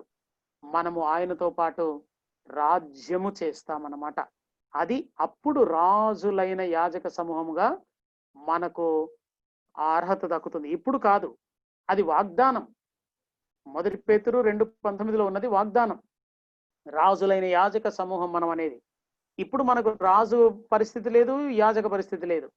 కానీ 1000 ఏళ్ల పరిపాలనలో యేసుక్రీస్తు ఆ భూమధ్యపురమైన, భూమికి నట్టనడుమ ఉన్న యెరూషలేములో ఆయన పరిపాలన సాగిస్తూ ఉండగా, మనమందరం ఆయా స్థలాల్లో ప్రపంచమంతట్లో రాజులుగానో, లేక మంత్రులుగానో, లేక మన భక్తిని బట్టి ఒక సామాన్యమైన రూలర్ గానో ఉండిపోతాం. 1000 ఏళ్ళు మనకు శిక్షణ కాలం, అది ట్రైనింగ్ పీరియడ్, అప్రెంటిషిప్ అనుకోండి. ఈ అప్రెంటిషిప్ లో మనము ట్రైనప్ అవుతాం అన్నమాట. మనము ఆ విధంగా ట్రైనప్ అయిన తర్వాత మనలను లోకమునకు తీర్పు తీర్చవలసిందని, దేవదూతలకును తీర్పు తీర్చవలసిందని యేసు ప్రభు మనకు జడ్జెస్, న్యాయాధిపతుల అధికారాన్ని మనకిస్తాడు. బైబిల్ గ్రంథంలో ఉన్న జడ్జెస్ ఇశ్రాయేలులకు తీర్పు తీర్చారు. కానీ ఉండబోతున్న న్యాయాధిపతులు విశ్వానికి, ప్రపంచానికి, దేవదూతలకు సైతం తీర్పు తీర్చే న్యాయాధిపతులం అవుతాం మనం. అలాగన 1000 ఏళ్ల పరిపాలన ముగింపులో మనము న్యాయాధిపతులుగా ఈ 2వ పునరుత్థానములో అవిశ్వాసులు లేవగా, ఒక్కొక్కరు ఏ ఏ కారణాన్ని బట్టి నరకానికి వెళ్తున్నారో వారికి తీర్పు తీర్చి, ఈ సెక్షన్ ప్రకారం, ఈ విగ్రహారాధనను బట్టి, ఈ యేసును గుర్తించనందును బట్టి, ఈ పాపాలను బట్టి, ఇదిగో నీవు నరకానికి వెళ్తున్నావని తీర్పు తీర్చి అవిశ్వాసులందరినీ నరకానికి పంపిస్తాం. ఆ 1000 ఏళ్ల పరిపాలనలో ఆ యేసుక్రీస్తు ప్రభు మళ్ళీ సాతానుడు వదిలిపెట్టబడగా, వాడు ఈ రష్యాతో కలిసి, రోషుతో కలిసి వాడు మళ్ళీ యేసు ప్రభు మీదకి యుద్ధం జరిగిస్తాడు. ఆ యుద్ధంలో వాడు ఘోర పరాజయం పాల్పొంది వాడు ప్రాణాలతోనే నరకములో వేయబడతాడు. ప్రియులారా, 7 ఏళ్ల మహాశ్రమల కాలం తర్వాతనేమో క్రీస్తు విరోధి అబద్ధ ప్రవక్త దొరికారు. యేసు ప్రభు వారిని పట్టి నరకంలో పడేశాడు. 1000 ఏళ్ల పరిపాలన తర్వాత సాతానుడు ఒకడు మిగిలిపోయాడు. వాణ్ణి కూడా పట్టి ఓడించి వాణ్ణి నరకంలోనికి నెట్టేస్తాడు. ఆ తర్వాత పంచభూతములు మిక్కటమైన వేంద్రముతో లయమైపోయి ఆయన ఆ విధంగా ఈ యొక్క విశ్వములోనికి, నిత్యత్వంలోనికి మనం వెళ్ళిపోతాం. పరలోకపు సామ్రాజ్యంలోనికి మనం ఎంటర్ అవుతాం. ఆ పరలోకపు సామ్రాజ్యంలో ఇక్కడ 1000 ఏళ్ల పాటు రాజులైన యాజకులుగా మనకు ట్రైనింగ్ అయ్యాం కదా, ఇక మనకు నిత్యత్వంలో పోస్టింగ్ అన్నమాట. అది ఇది ప్రమోషన్ ఉండదు, డీప్రమోషన్ ఉండదు, నిత్యత్వం అలాగే అదే పొజిషన్ లో ఉంటాం. కాబట్టి భక్తిని ఇక్కడ పరిపూర్ణంగా చేయమని అంటున్నాం. ఎందుకు అంటున్నామంటే, మధ్యలో నిత్యత్వంలో ఒక అటెండర్ పోస్ట్ సంపాదించుకోవద్దు. అక్కడ మనం ఒక డ్రైవర్ పోస్ట్ సంపాదించుకోవద్దు. యేసుక్రీస్తుతో పాటు ఆయన భార్యగా ఉండే ఆ పోస్టును మనం కొట్టేయాలి. దాని కొరకు ఈ భక్తిని పరిపూర్ణంగా చేయండి. చేసే భక్తి చంద్ర రేఖలాగా చేయకండి, చంద్ర బింబంలాగా చేయండి అని సంఘాన్ని హెచ్చరించడం జరుగుతుంది.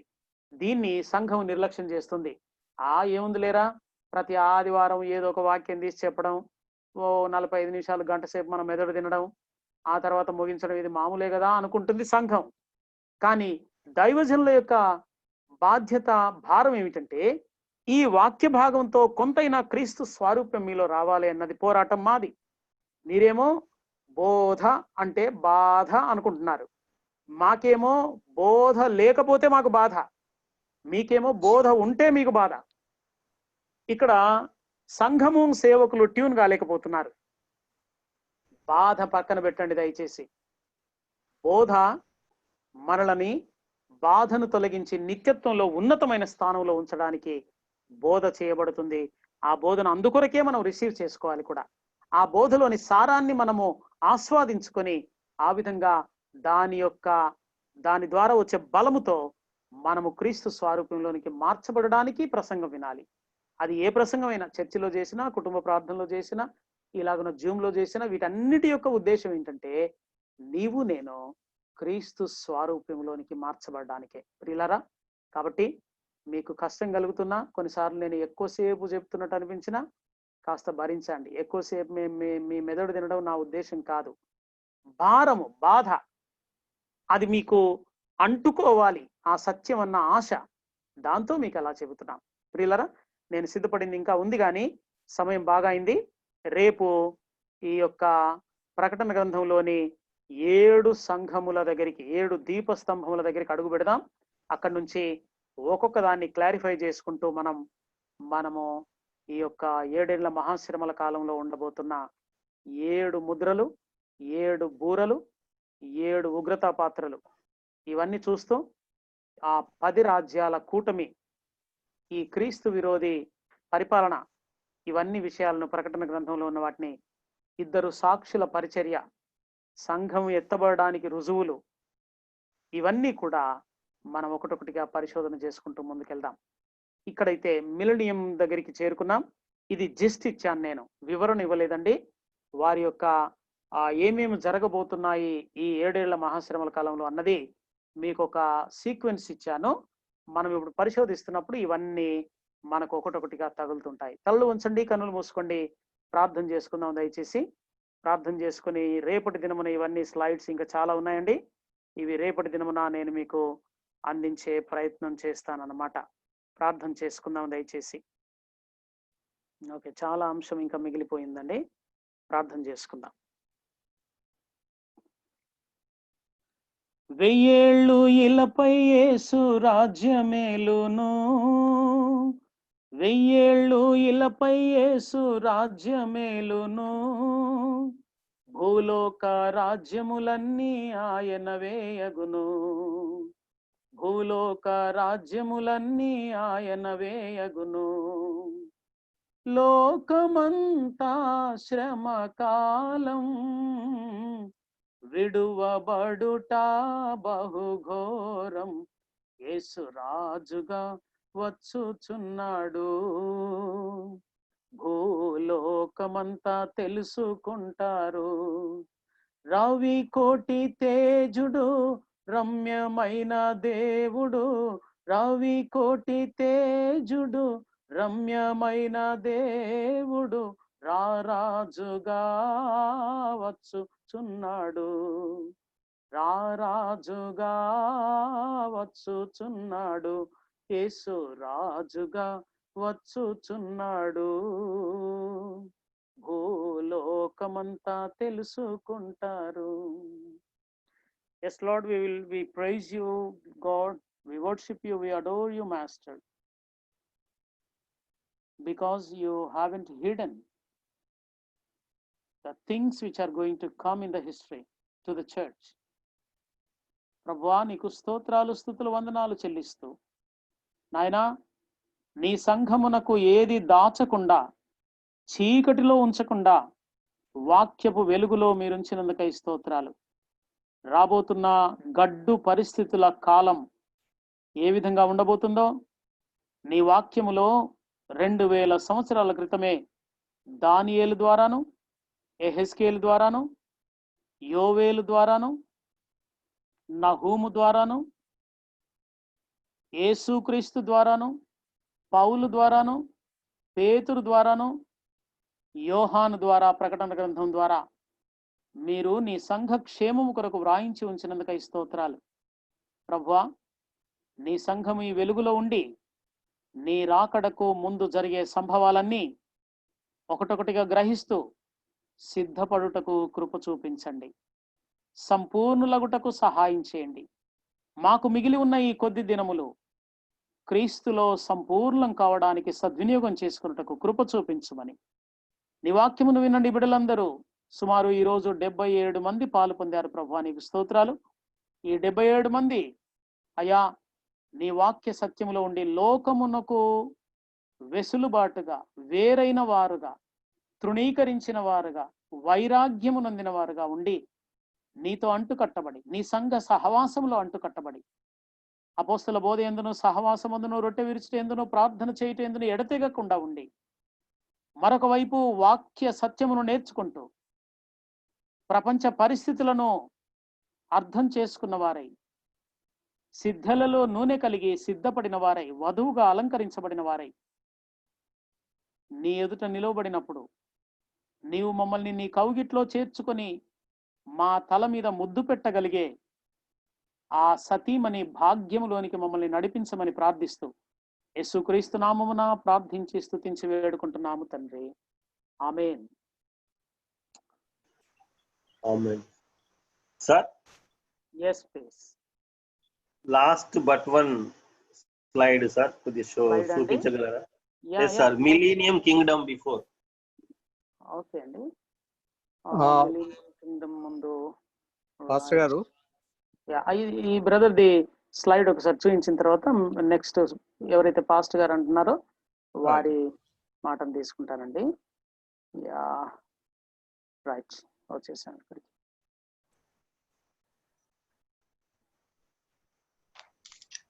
యా, మిలినియం కంటే ముందు స్లైడ్.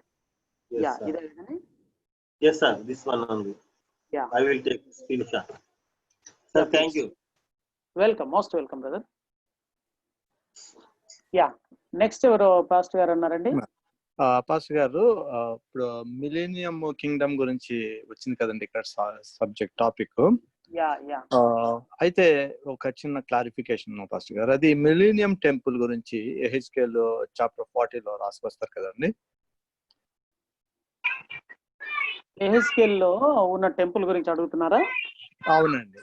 అందులో యా, అందులో అక్కడ ఒక సాక్రిఫైసెస్ కి ఒక ప్లేస్ కూడా అలాట్ చేసి ఉంటది అనేసి అందులో ఒక చెప్తా ఉంటారండి. అది చాప్టర్ లో చాప్టర్ చెప్పండి దయచేసి. ఎహెచ్కేల్ చాప్టర్ 40 అండి. 40. yes, okay. అందులో సాక్రిఫైసెస్ కూడా ఒక ప్లేస్ అలాట్ చేస్తారు నా టెంపుల్. యాక్చువల్ గా ఇది మన న్యూ టెస్ట్మెంట్ లో ఈ సాక్రిఫైసెస్ కి ఏమి లేకోకుండా మన అందరి పాపాల గురించి యేసుక్రీస్తు ప్రభువే ఒక గొర్రెగా తను సాక్రిఫైస్ చేయబడి ఉన్నారు కాబట్టి ఇంకా సాక్రిఫైసెస్ లేవన్నప్పుడు ఈ టెంపుల్ లో ఎందుకు అక్కడ మళ్ళీ అక్కడ సాక్రిఫైసెస్ కి ప్లేస్ అలాట్ చేశారు, అది కొంచెం క్లారిఫై చేయగలరా? 40th చాప్టర్ లో వర్డ్స్ ఎంత అండి? అది చాప్టర్ లో అది రెఫరెన్స్ గుర్తులేదు కానీ ఆ చాప్టర్ లో అది ప్లేస్ లో దేవుడు ఒక ఇస్తాడు కదండి, మన ఆయనకి ప్రవక్తకి ఇస్తున్నప్పుడు ఈ కొలతలు అవన్నీ చెప్తూ ఇక్కడ పలానా ప్లేస్ లో పలానా ఇది గేట్ ఉండాలి, ఈ ప్లేస్ లోనేమో సాక్రిఫైసెస్ కి. Okay, I got it. Chapter 40 words 39 లో ఉందండి. ఓకేనా? 38, 39లో ఉంది. గుమ్మముల స్తంభముల యొద్ద వాకిలి గల గది ఉండెను, అక్కడ దహన బలి పశువుల మాంసము కడుగుదురు, మరియు గుమ్మ మంటపంలో ఇరుప్రక్కల 2 బల్లలు ఉంచబడెను, వీటి మీద దహన బలి పశువులను, పాప పరిహారార్థ బలి పశువులను, అపరాధ పరిహారార్థ బలి పశువులను వధింపబడును. ఇదే అండి. అవునండి. అప్పుడు యాక్చువల్ గా ఇది సాక్రిఫైసెస్ లేవు కదండి ఇప్పుడు కొత్త నిబంధనలో. You're right, perfect. ఇప్పుడు ఎహెచ్కేల్ గ్రంథము ప్రవచన గ్రంథమా, చారిత్రక గ్రంథమా? అది మామూలుగా అంటే ప్రవచన కింద చెప్తారు కదండి, చరిత్ర కాదు కదా, అంటే జరగబోయేది. You're right. సో ఇప్పుడు పాత నిబంధనలోని విషయాలను మనం ఎలా తీసుకోవాలంటున్నాము అంటే షాడోగా తీసుకోవాలంటున్నాం ఏమండి, ఒక ఫోటోగా తీసుకోవాలంటున్నాం. అలాగే ఇప్పుడు దానియేల్లో ఒక విగ్రహం కనబడ్డది అన్నాడు అంటే లిటరల్ గా అది విగ్రహం కాదు, ఆ బంగారం అనేది తల అనేది బబులోను సామ్రాజ్యం. అలాగే సో అలంకార ప్రాయంగా వ్రాయబడి ఉన్నాయి ప్రవచనాలన్నీ కూడా. అలాగున ముందుగా నిద్రించిన యూదుల తీర్పు సంగతి ఏమిటి అని రాకేష్ గారు అడుగుతున్నారు. ఈ బ్రదర్ కు మాట్లాడిన తర్వాత అది చేస్తానండి. సో ఇక్కడ ఇచ్చిన అలంకారము ఈవెన్ ప్రకటన గ్రంథంలో కూడా ఉంది, ఒక దేవాలయం ఉన్నట్టు. కానీ అది అలంకార ప్రాయంగా ఉన్న దేవాలయమే కానీ అక్షరార్థంగా ఉన్నది కాదు. సో ఈ అలంకార ప్రాయంలో ఉన్న దేవాలయము సంఘం. ఈ సంఘములో యాజకులముగా ఉంటామన్నాడు కదా, రాజులైన యాజక సమూహం. ఈ యాజకుని పాత్ర పాత నిబంధనలో ఏముందో నిత్యత్వంలో మీరు నేను యాజకులం అవుతున్నాం కదా. అప్పుడు ఈ అక్షరార్థమైన బలుల స్థానంలో ఉన్న ఆధ్యాత్మికమైన బలులేమిటో ఆ ఆధ్యాత్మికమైన బలి పశువైన గొర్రె పిల్లను మనము ఆరాధిస్తూ ఉంటాం అన్నమాట. దానికి అలంకారప్రాయంగా ఈ ప్రకటన గ్రంథంలో ఉన్న దేవాలయం అదే, యెహెజ్కేలు 40లో ఉన్న దేవాలయం కూడా అదే అండి. Thank you. Okay. మొదటి చెప్పండి. పునరుత్థానానికి ముందున్న యూదులు చనిపోతే వాళ్ళ పరిస్థితి ఏంటి అని ప్రశ్న అడిగారు రాకేష్ గారు. రైట్. ఇప్పుడు హేబేలు యూదుడా క్రైస్తవుడా? నోవహు యూదుడా క్రైస్తవుడా? అబ్రహాము యూదుడా క్రైస్తవుడా? రాకేష్ గారికి ఏదైనా ఒపీనియన్ ఉందా దీని విషయంలో? ఇంకా ఎవరైనా చెప్పొచ్చు. హేబేలు మొదటి హతసాక్షి, అబ్రహాము క్రైస్తవులా? హేబేలు ఓకే, థ్యాంక్ యూ. క్రైస్తవులు అని ఎవరైతే చెప్పారో మరొక క్రాస్ క్వశ్చన్ వేస్తున్నారు. అంత్యోకయలో ఉన్న శిష్యులు ఏమండి, అంత్యోకయలో ఉన్న శిష్యులు మొదట క్రైస్తవులు అనబడిది అని ఉంది. సో అంత్యోకయలో అంటే అపోస్తల కార్యంలో ఉన్న శిష్యులు, అంత్యోకయ అనే పట్టణంలో ఉన్న శిష్యులను క్రైస్తవులు మొదట క్రైస్తవులను పిలిచారు. మరి అటువంటి అప్పుడు హేబేలు క్రైస్తవుడైతే మరి అంత్యోకయలో ఉన్న వాళ్ళు మొదట ఎట్లా అవుతారు? ఇంకొకరు ఎవరో దాసరి విజయరాజు గారు చెప్తున్నారా? స్టెఫెన్ గారు సార్. స్టెఫెన్ ఎవరు? ఏంటిది? మొదటి హతసాక్షి. క్రైస్తవులలో మొదటి హతసాక్షి స్టెఫెన్. నేను అడిగింది ఏమిటంటే, ఇప్పుడు యూదులు మరణిస్తే యేసుక్రీస్తు నమ్మకుండా యూదులు ఈ యొక్క మొదటి పునరుత్థానానికి ముందే మరణిస్తే వాళ్ళ సంగతి ఏంటి అన్నది ప్రశ్న అండి. ఈ ప్రశ్న కొరకు నేను క్రాస్ క్వశ్చన్ ఒకటి వేస్తున్నాను. ఏంటంటే అసలు యూదులు ఎవరు అన్నది మనకు అర్థం కావాలి. అంటే హేబేలు యూదుడా క్రైస్తవుడా? అలాగే యూదుడు, హేబేలు యూదుడు. విశ్వాసమును బట్టి నీతిమంతుడు. హెబ్రీయుడు యూదుడు.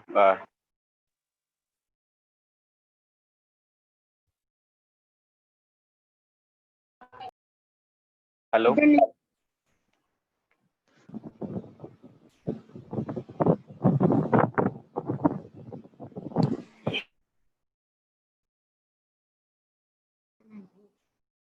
హెబ్రీయుడు కాదు, యూదుడు కాదు అనుకుంటున్నాను.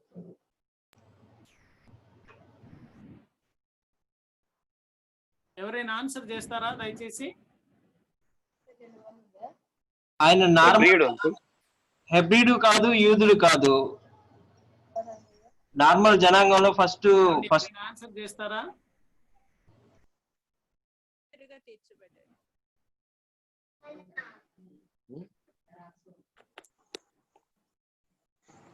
ఆన్సర్ చేస్తారా నేను వేసిన ప్రశ్నకు? హేబేలు, సార్, నోవహు.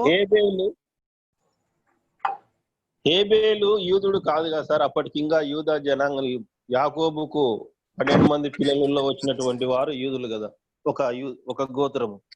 అదే క్వశ్చన్ ఏంటంటే యూదుడా క్రైస్తవుడా? యూదుడు కాదు, క్రైస్తవుడు కాదండి. Wonderful, wonderful. మరి వాళ్ళు చనిపోతే ఎటుపోయి ఉండాలి? ఇప్పుడు యూదులు చనిపోతే ఎటుపోతున్నారని మన ప్రశ్న. మరి వాళ్ళు యూదులు కాదు, వాళ్ళు చనిపోతే ఎటుపోవాలి? సో ఇక్కడ పాయింట్ ఏమిటంటే హేబేలు మొదలుకొని యోబు కూడా యూదుడు కాదు, బిలాము కూడా యూదుడు కాదు. వీళ్ళందరూ కూడా భక్తి చేశారు కాబట్టి వాళ్ళు రక్త ప్రోక్షణం మీద నమ్మకం ఉంచారు. హేబేలు రక్త ప్రోక్షణ మీద నమ్మకం ఉంచాడు, కయ్యను రక్త ప్రోక్షణమును తృణీకరించాడు. అతని బలిపీఠం మీద కూరగాయలు పెట్టి కూర్చున్నాడు. సో రక్త ప్రోక్షణం మీద నమ్మకం ఉన్న యూదుడు కానివ్వండి, యూదేతరుడు కానివ్వండి, యోబు కూడా యూదుడు కాదు, అబ్రహాం కూడా యూదుడు కాదు. ఆ మాటకు వస్తే హెబ్రీయుడు అని పిలువబడింది. అబ్రహాము హెబ్రీయుడు అని పిలువబడ్డాడు. నోవహు కాలంలో యూదులు లేరు, ఏమి లేరు. అలాగే ఈ యొక్క యూదులైనా అన్యులైనా, జాగ్రత్త వినండి దయచేసి, యూదులైనా అన్యులైనా వారు రక్త ప్రోక్షణము వెనకాల పరమాత్ముడి రక్తము చిందిస్తాడనే నమ్మకం ఉన్న వాళ్ళందరూ కూడా వారు పరిశుద్ధుల గుంపులోనే ఉన్నారు. బికాస్ రక్తం ఏం చేస్తుంది? పరిశుద్ధపరుస్తుంది. కాబట్టి మోషే ఇశ్రాయేలులకు ఆజ్ఞాపించింది కూడా బలులు అందుకే, రక్తం చిందిస్తే పరిశుద్ధపరచబడతారని. సో రక్త ప్రోక్షణ ఆచారమును ఆచరించిన వాళ్ళు యూదులైనా యూదేతరులైనా వారు వారి విశ్వాసమును బట్టి, వారికి ఉన్న మనస్సాక్షి మనోధర్మశాస్త్రమును బట్టి వారు కూడా పరిశుద్ధులుగా మార్చబడ్డారు.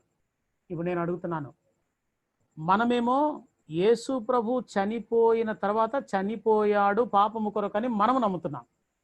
వారేమో ఆయన వచ్చి చనిపోతాడని వాళ్ళు నమ్మారు. సో చనిపోయాడు అని నమ్ముతున్న మనది విశ్వాసమే, చనిపోతాడు ఈ గొర్రెపిల్లలాగా అని నమ్మిన వాళ్ళది విశ్వాసమే. వాళ్ళు విశ్వాసపు గుంపే, మనము విశ్వాసపు గుంపే. కాబట్టి మనతో పాటే వాళ్ళు కూడా ఉంటారు. ఓకే అండి, టైం ఎక్కువైందా? Right, thank you. సో అలా ప్రైజ్ లార్డ్ పాస్టర్ గారు, ఫస్ట్ రిజరెక్షన్ లో విశ్వాసులు అందరూ అంటే ఎత్తబడతారు, తర్వాత అంటే రెండవ మరణం వాళ్ళ మీద అధికారం చేయదన్నారు. అదే టైంలో అంటే రెండవ పునరుద్ధానం అప్పుడు వాళ్ళందరూ కూడా అవిశ్వాసులు ఉంటారు, అంటే వాళ్ళు ఇంకా నరకానికి అని అన్నారు కదా.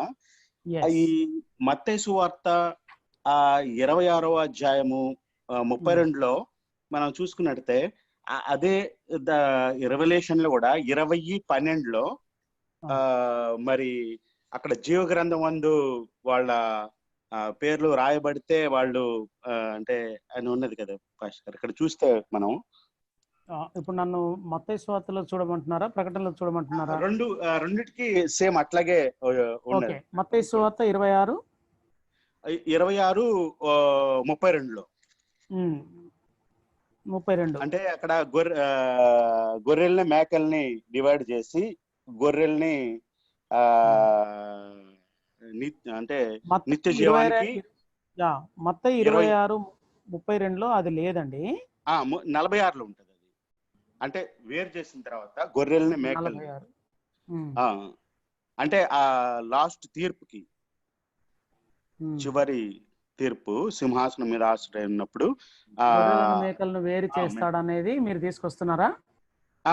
అక్కడే అది రెండవ పునరుద్ధానం అప్పుడు పాస్టర్ గారు.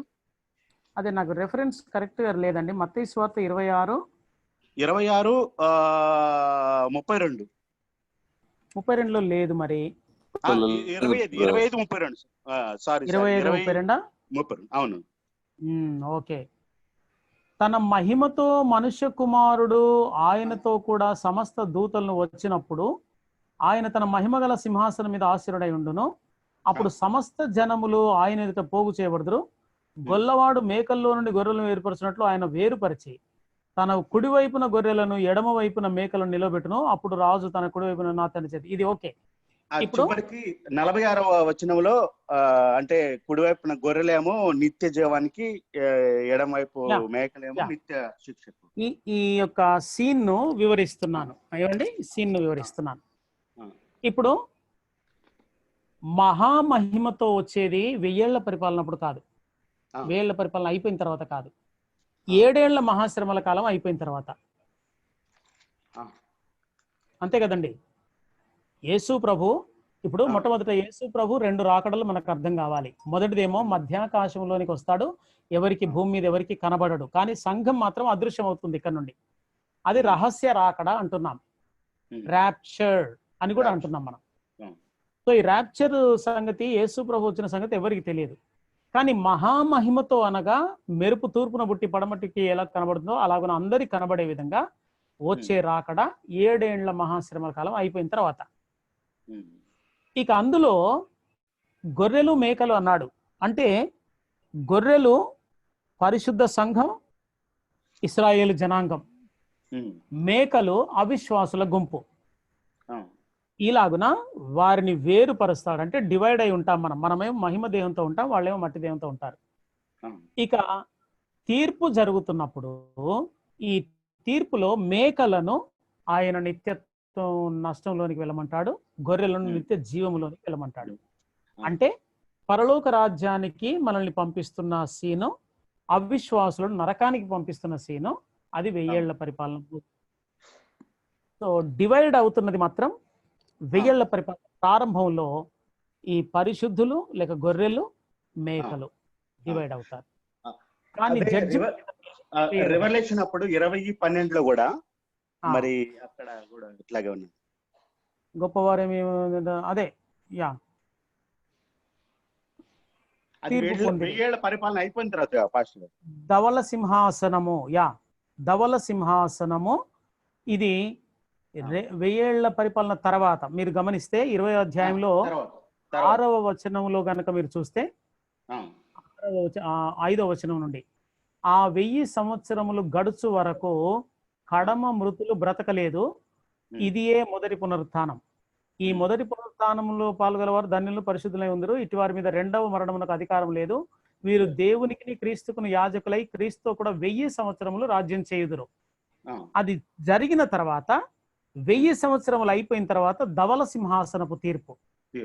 ఇందులో ఏం జరుగుతుంది అంటే ఇక 12వ వచనం, గొప్పవారేమి కొద్దివారేమి మృతులైన వారందరం సింహాసనం నిలబడి అప్పుడు గ్రంథములు ఇప్పబడ్డాను, జీవ గ్రంథమును వేరొక గ్రంథము, ఈ గ్రంథంలో అందరూ రాయబడిన వాటి బట్టి తమ తమ క్రియల చొప్పున మృతులు తీర్పు పొందిరి. మృతులు అంటే మనం కాదు కదా, మనం మొదటి అయితే రెండవ పునరుద్ధానంలో మరి వీళ్ళు కూడా మరి జీవ గ్రంథం అంటే వాళ్ళ పేర్లు జీవ గ్రంథంలో ఉంటే మరి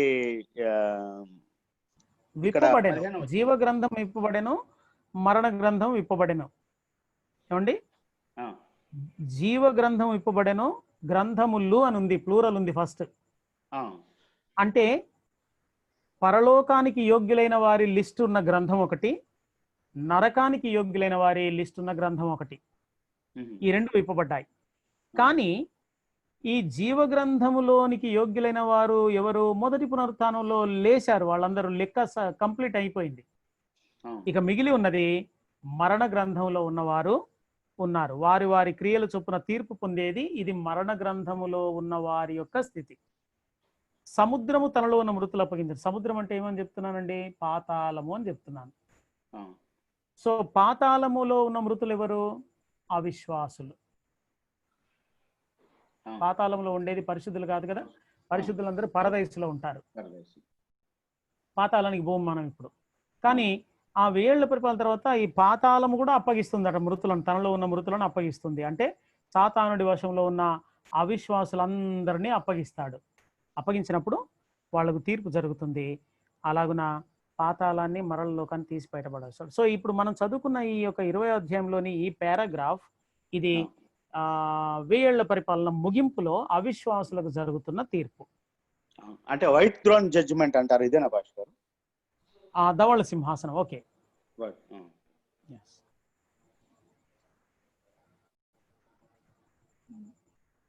టైం అయిపోయిందని ఎవరో పెట్టారండి, మరి ఒకవేళ ప్రార్థన చేసుకుందామండి. Thank you. ప్రియ సహోదరి సహోదరులారా, ఇంతవరకు దేవాది దేవుడు అనేక విషయాలను తేటపరుచున్నారు.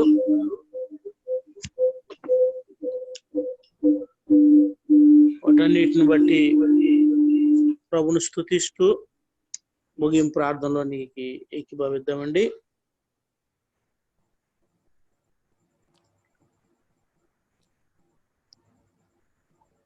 ముగింపు ప్రార్థన చేసిన తదుపరి దైవ సేవకులు మనకి బ్లెస్సింగ్స్ ఇస్తారు.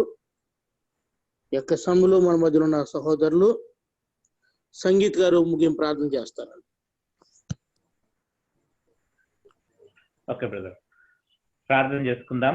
పరిశుద్ధుడా, ప్రేమగల మా తండ్రి, కృపల మా దేవ, నీకు వందనాలు, స్తుతులు, స్తోత్రాలు చెల్లించుకుంటూ ఉన్నాం. సాయంకాల సమయం తండ్రి, మరి ఒక్కసారి మీ దాసుని సిల్వ చాటున మరుగుపరిచి మాకు అనేక మర్మాలను బయలుపరిచిన విధానం బట్టి మీకు వందనాలు చెల్లించుకుంటూ ఉన్నాం. కొద్దిసేపు మేము దీన్ని ధ్యానించి ఉంటుండగా తండ్రి, అది మా హృదయాంతరంగాల్లోనికి వెళ్ళి అది నిత్యము మాలో ఉండులాగా మీరే సహాయం దయచేయండి. సాతానుడు దాన్ని దొంగిలకుండులాగా మీరే సహాయం దయచేయండి, భద్రపరచమని వేడుకొంచు ఉన్నాం తండ్రి.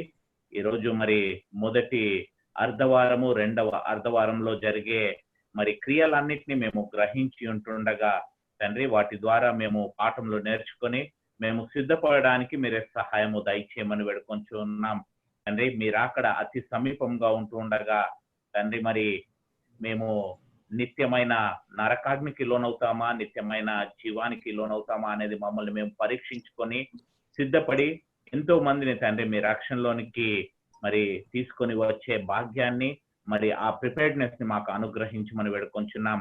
మీ దీన దాసుడు పాస్టర్ జాన్ సుందర్ గారిని బలము తండ్రి బలపరిచి మా మధ్యలోనికి బలముగా తీసుకొని వస్తున్న విధానం బట్టి మీకు వందనాలు.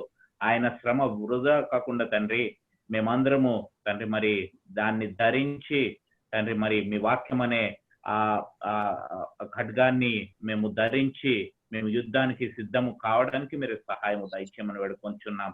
రాబోయే దినాల్లో కూడా మరింతగా మేము దీని నుండి నేర్చుకోవడానికి ఈ పాఠాలు మాకు గుణపాఠాలుగా కావడానికి మీరు సహాయము దయచేయమని వేడుకొంచున్నాం.